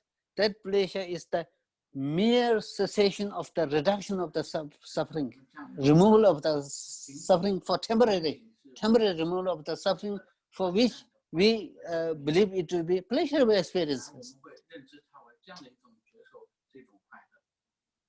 In reality, it's not. Reality, it is the nature of the suffering. It is in the nature of dissatisfaction. How do we know it is in the nature of dissatisfaction? Is because when the potency of the medication, when the potency of the injection lowered, the pain goes up. Again, the pains return back. If it is naturally the pleasurable experiences, right? It should, even if you don't take medication, it should, we should feel pleasurable experiences. But that's not the case, The moment the potency is reduced, we return back to the pain.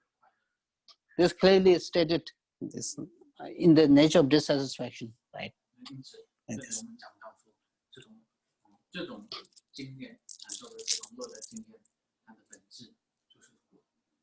Right. So we talk all this about these things, The first one, not to this is a sense of losing hopelessness or something. No, not that way. Buddha, the very purpose of Buddha, expounding the reality of the life, through this.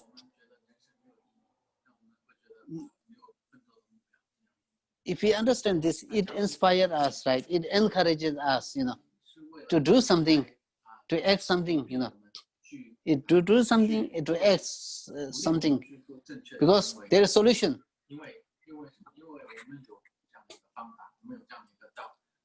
If they, after having talked all these things, about this, the reality, if there is no solution, then it's a waste of time, right? It's a truly waste of time, Why make people, why make, say something which you don't get anything out of it, right? But that is not the case, there is solution. If there is a solution, then, you find the solution. If there is no solution, then, it's totally look like a waste of time. Right. And also, we also become very skilled in how we look at the things,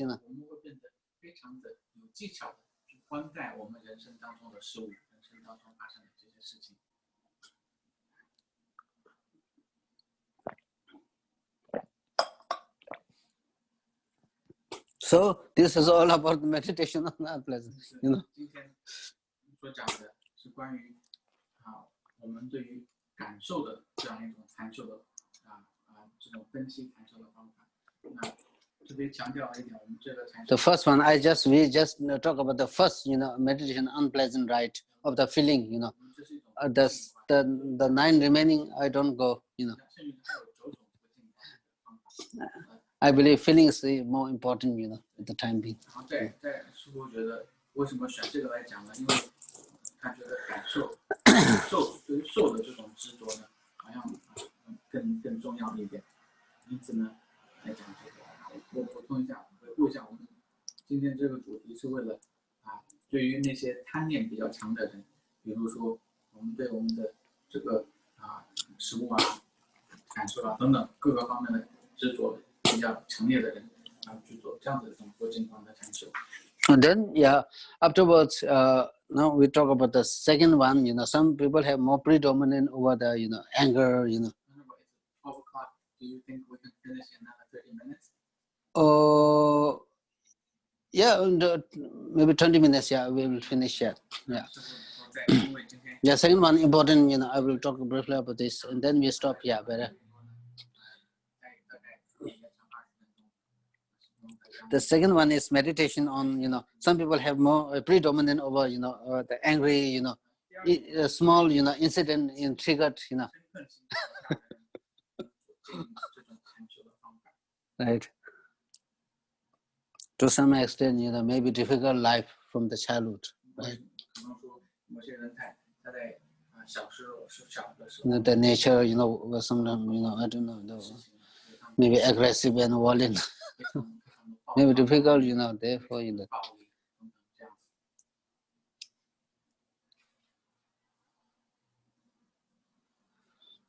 So, meditation on for this, so have very angry, nature. So meditation on the love.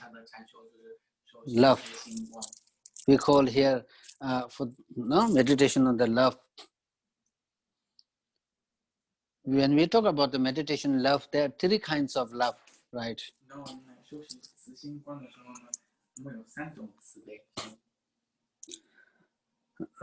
Right.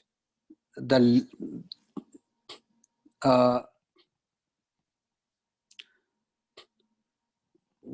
first love is, just, focusing on the sentient being, all the sentient beings. How wonderful it would be if all the sentient beings have the sense of, have the love, So this is the first love. Then second love is what we call as,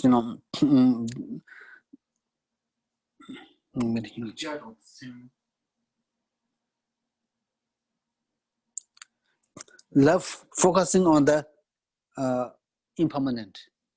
That means, love focusing on the love of, impermanent. The love of impermanent. I will explain,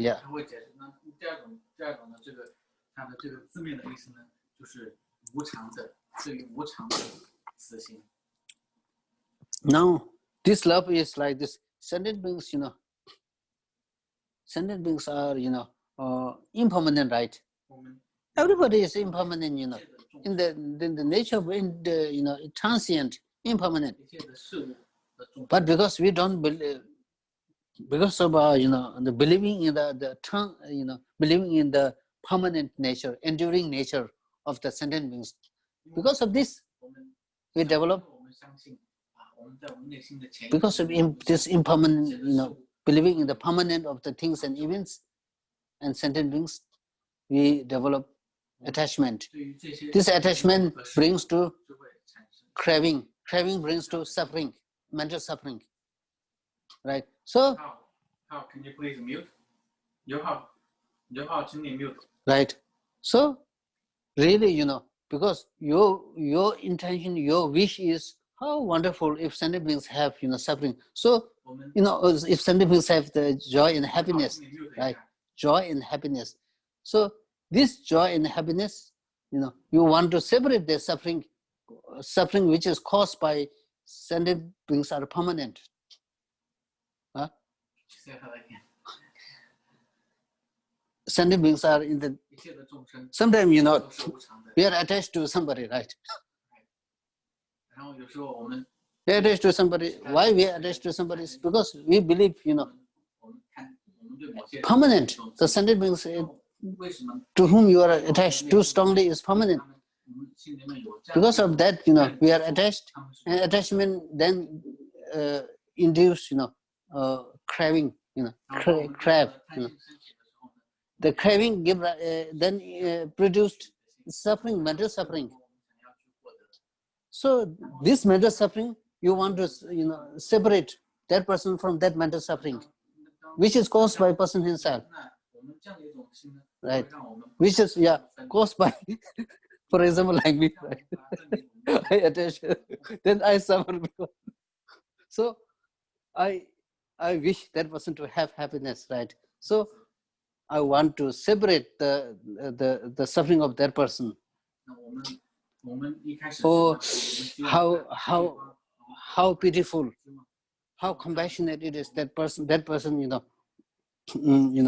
how pitiful, how compassionate that person goes through suffering, right? Also, for example, if I develop, I also suffer.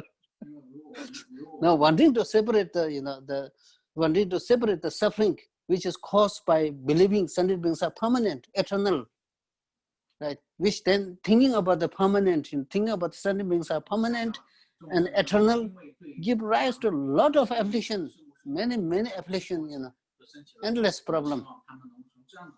And not only this, we are not talking about the physical sensory problem, mainly mental problem.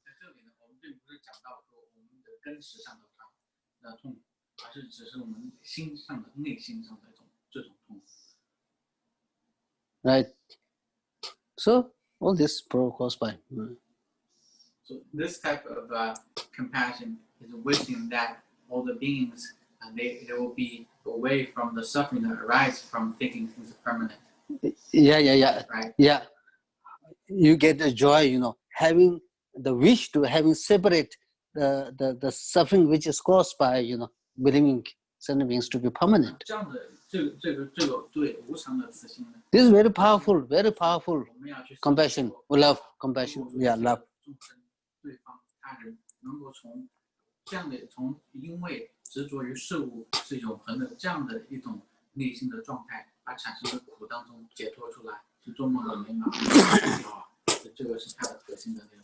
Right. Now the third one is, sentient beings are empty of, inherent existence, empty of independent existence. But again, because we believe sentient beings to be true existence, right? Enjoying some kind of independent existence. Because of that, I suffer. So I wish the sentient beings to have joy and happiness, love, by dispelling the suffering caused by, grasping.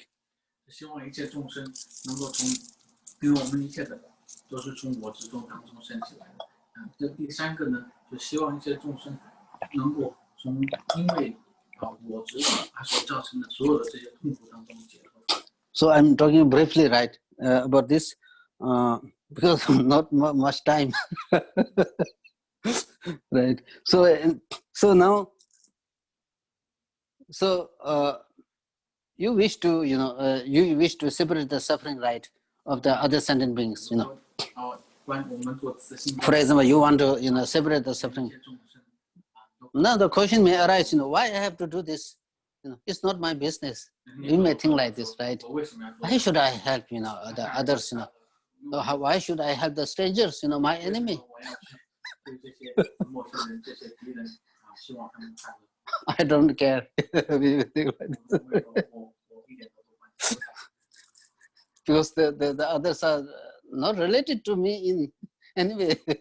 Why should I take the responsibility, We may feel things like this, right?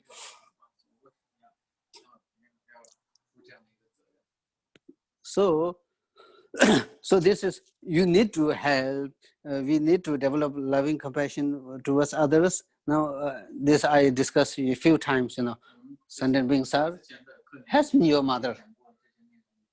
Sentient beings has been your mother. And the number two is, sentient beings. Number two is, just as you want happiness, do not want suffering, others are same. Right.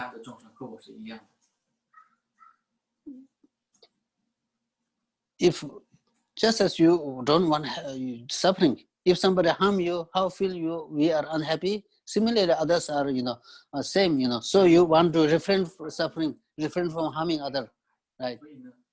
Others, just as I want happiness, others also want happiness. So it encourages you to fulfill the, fulfill the well-being of other, right? So number two. Number three is, sentient beings are grateful to me, right? So this is, again, need to think analytical meditation, right? Analytical meditation.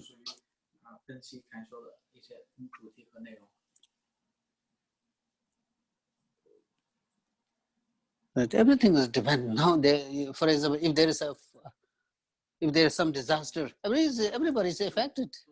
This is reality. Right. Something like this. So now, right, sentient beings are very, very grateful to me, help me in this way and that way. Not necessarily involved, right? Not necessarily involved, The most important thing is, for example, like, just take example, like, if they are not a single being in this California, so then we can, think, what it would be like, if there is not a single being on this California, only you.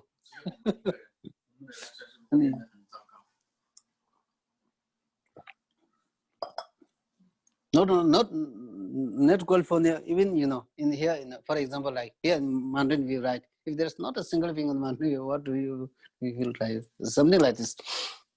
So this shows the grateful, right, kind to oneself. But then how can we guarantee, right? Say,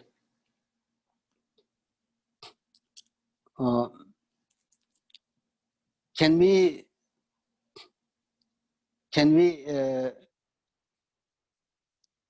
we develop? Can we really, develop a strong wish to separate other suffering? No, this is the question.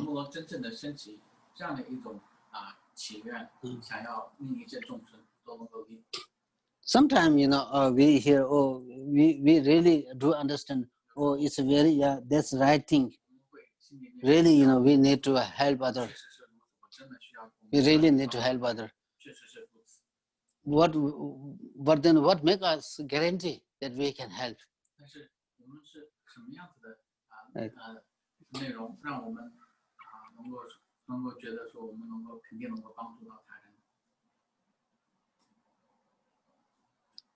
So here we know that we have to help. We have to help to us, for others, right? We know this. But then what inspires you to help? Sometimes we understand everything, but then sometimes, we'll feel also maybe a little bit, we may delayed in helping. We are delayed in helping, right? We from the depth of our heart, that's really wonderful. We have true, true kind of the faith and devotion to this wonderful, the act and practices.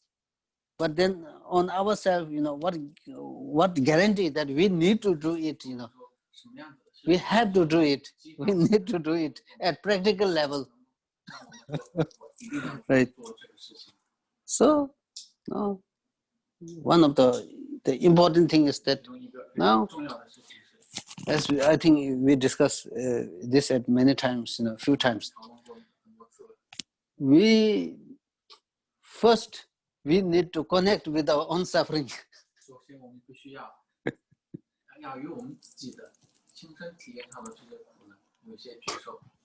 If the prisoner is very happy in the prison, right, there is no question of escaping from the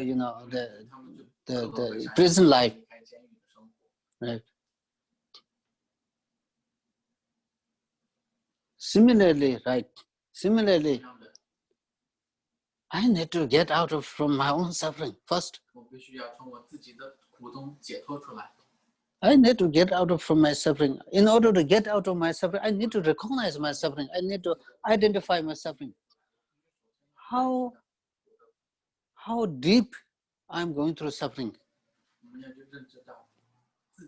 How, in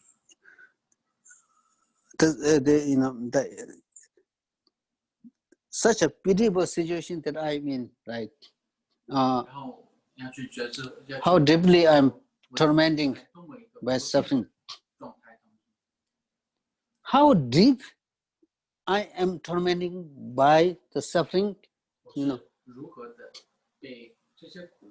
If we feel the deepness of our own suffering, we develop a stronger sense of the freedom. We develop a much greater, stronger sense of getting out from that suffering, getting rid of that suffering. And then, based on that, how much, based on that, we feel the unbearable of our own suffering.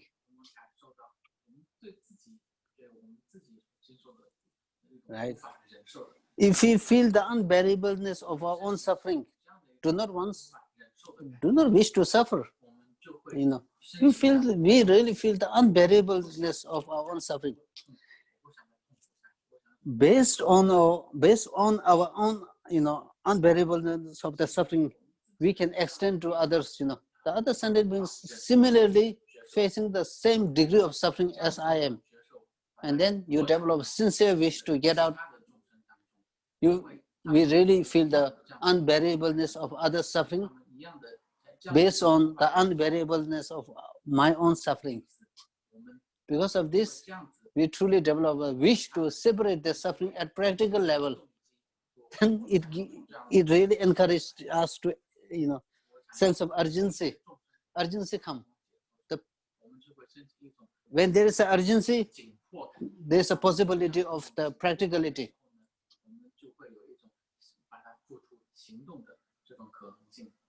Right. Sometimes then,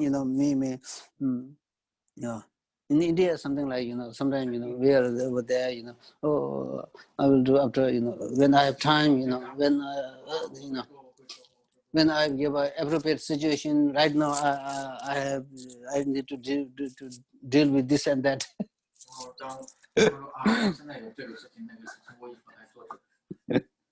Right. So thinking about these things gives you the sense of practicality, the urgency, and the practicality. Right. So this is, I think, meditation, love, like these things, very important. That's how much.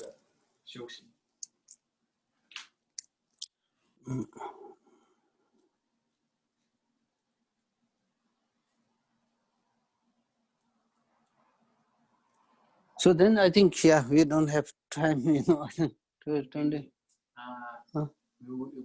Tomorrow, maybe next time's class, Huh? we spend half the class to finish this section and start a new class next week. What do you think? Next class, 2 hours, I'll spend 1 hour to finish this section, the rest, and then start a new, maybe introduction to the next class a little bit at the end.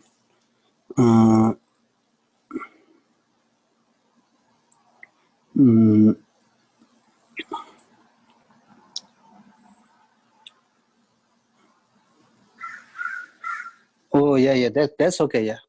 OK 今天呢，因为内容有点多啊，师傅觉得今天肯定讲不完。那我们今天就到这里。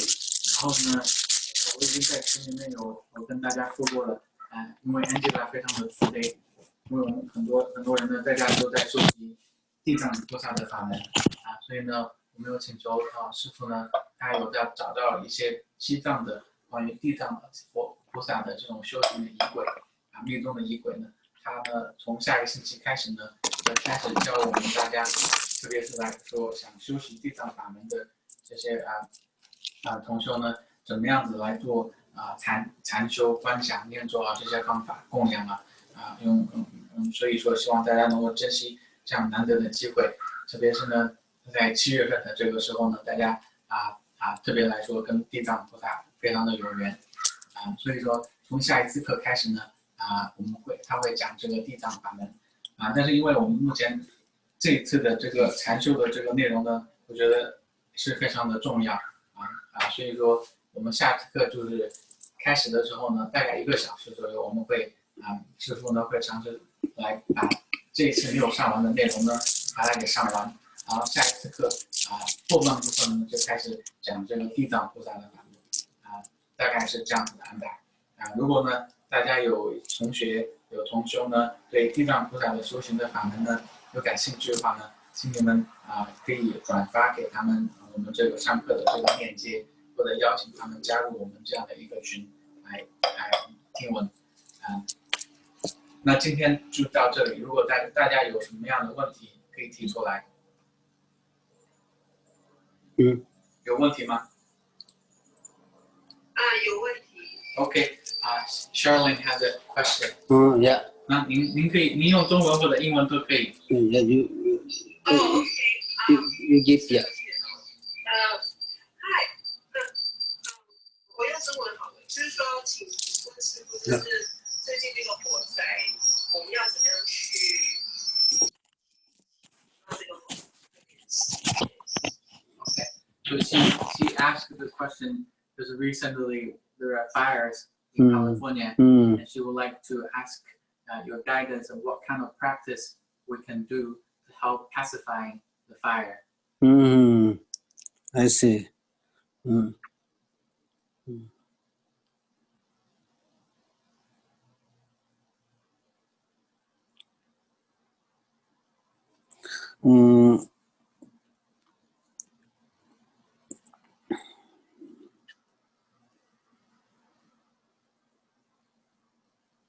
There are, there are prayers.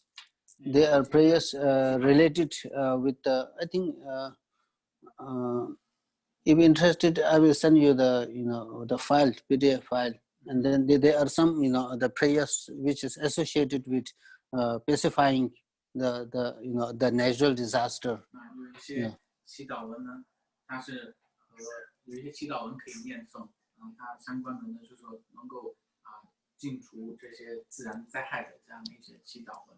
Yeah, there are, for example, like yeah. 兴趣的话呢，他会给我们发一个发给我们这个文献的资料。Right. Yeah, for example, yeah, the daily practice. Yeah, I will. Yeah, try to send. And then yeah, this one.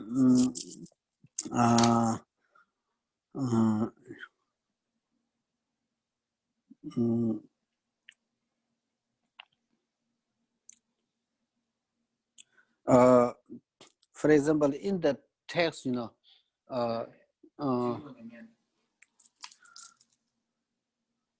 usually, you know,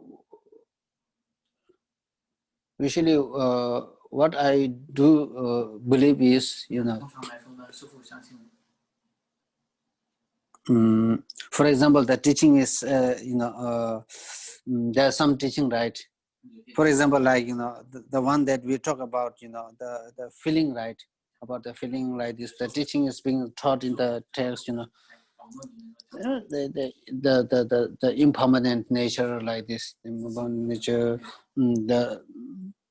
the nature of the transient, the nature of the dissatisfaction nature, you know. 这些 Being it is stated in the teaching, the text, you know, but then we think, you know, we need to think ourselves, you know, again and again, right? 我们自己来说呢，我们要去反复的去观修， And then not only, you know, a reflection, right? And then based on one's own experience. 我们自己的这个经验呢， And then also, you know, when we hear the others, you know, the, you know, sad, you know, stories or unpleasant stories, you know, 灾难性的故事，他们这些不幸的故事， when we try to bring it together, all this together, 我们要把这些内容给它联系起来。 one of the benefit is doing as such, you know, really, you know, gives you a, you know, really gives you the, you know, conviction, you know, develop a unshakable, unshakable and, you know, unwavering conviction in the Buddha's this teaching. 这样的一种定解，对于我们这些 It's truly reliable, you know, truly, you know, the valid and reliable, you know, because the experience tell us, our experience tell us, others' experience also, you know, further convinced, further, you know, convinced. 和他人这种经验告诉我们， That's the reality of the situation, you know, the reality of the things and events. 是真实的， And also, you know, it really, even if you cannot, you know, even if you cannot, you know, cultivate, you know, a very high level of advanced, you know, realization, you know, but at least, you know, it prevents you from, you know, prevents you from problem, 能够帮助我们 suffering. 防止我们去 This alone is enough, you know, sufficient, I think, 生活当中没有必要的。 right? So in that case, so also it also give you some kind of urgency, you know, or 这也给我们 understanding, you know, based on your own reflection, based on my own understanding, and based on hearing others, you know, the situation, 这种经历 it helps in many, many ways. 性的事情，能够帮这样子和我们所闻思的内容结合起来，能够帮助我们在很多方面。 Right. OK， So 还有其他的问题吗？如果没有的话呢，那就我们今天的课呢就到这里。我看刘浩他有在线上如果呢你们有兴趣的话呢，你们私下里呢可以一起参与这个课后的讨论。OK， 那今天就到这里，谢谢大家。 you're welcome. Yeah. Thank you, Venerable. Oh, you're welcome. Thank you, Venerable. Thank you. OK， 谢谢大家。We have a lot of students today. Huh? We have more than 10 students. That's good. That's good. How many are there?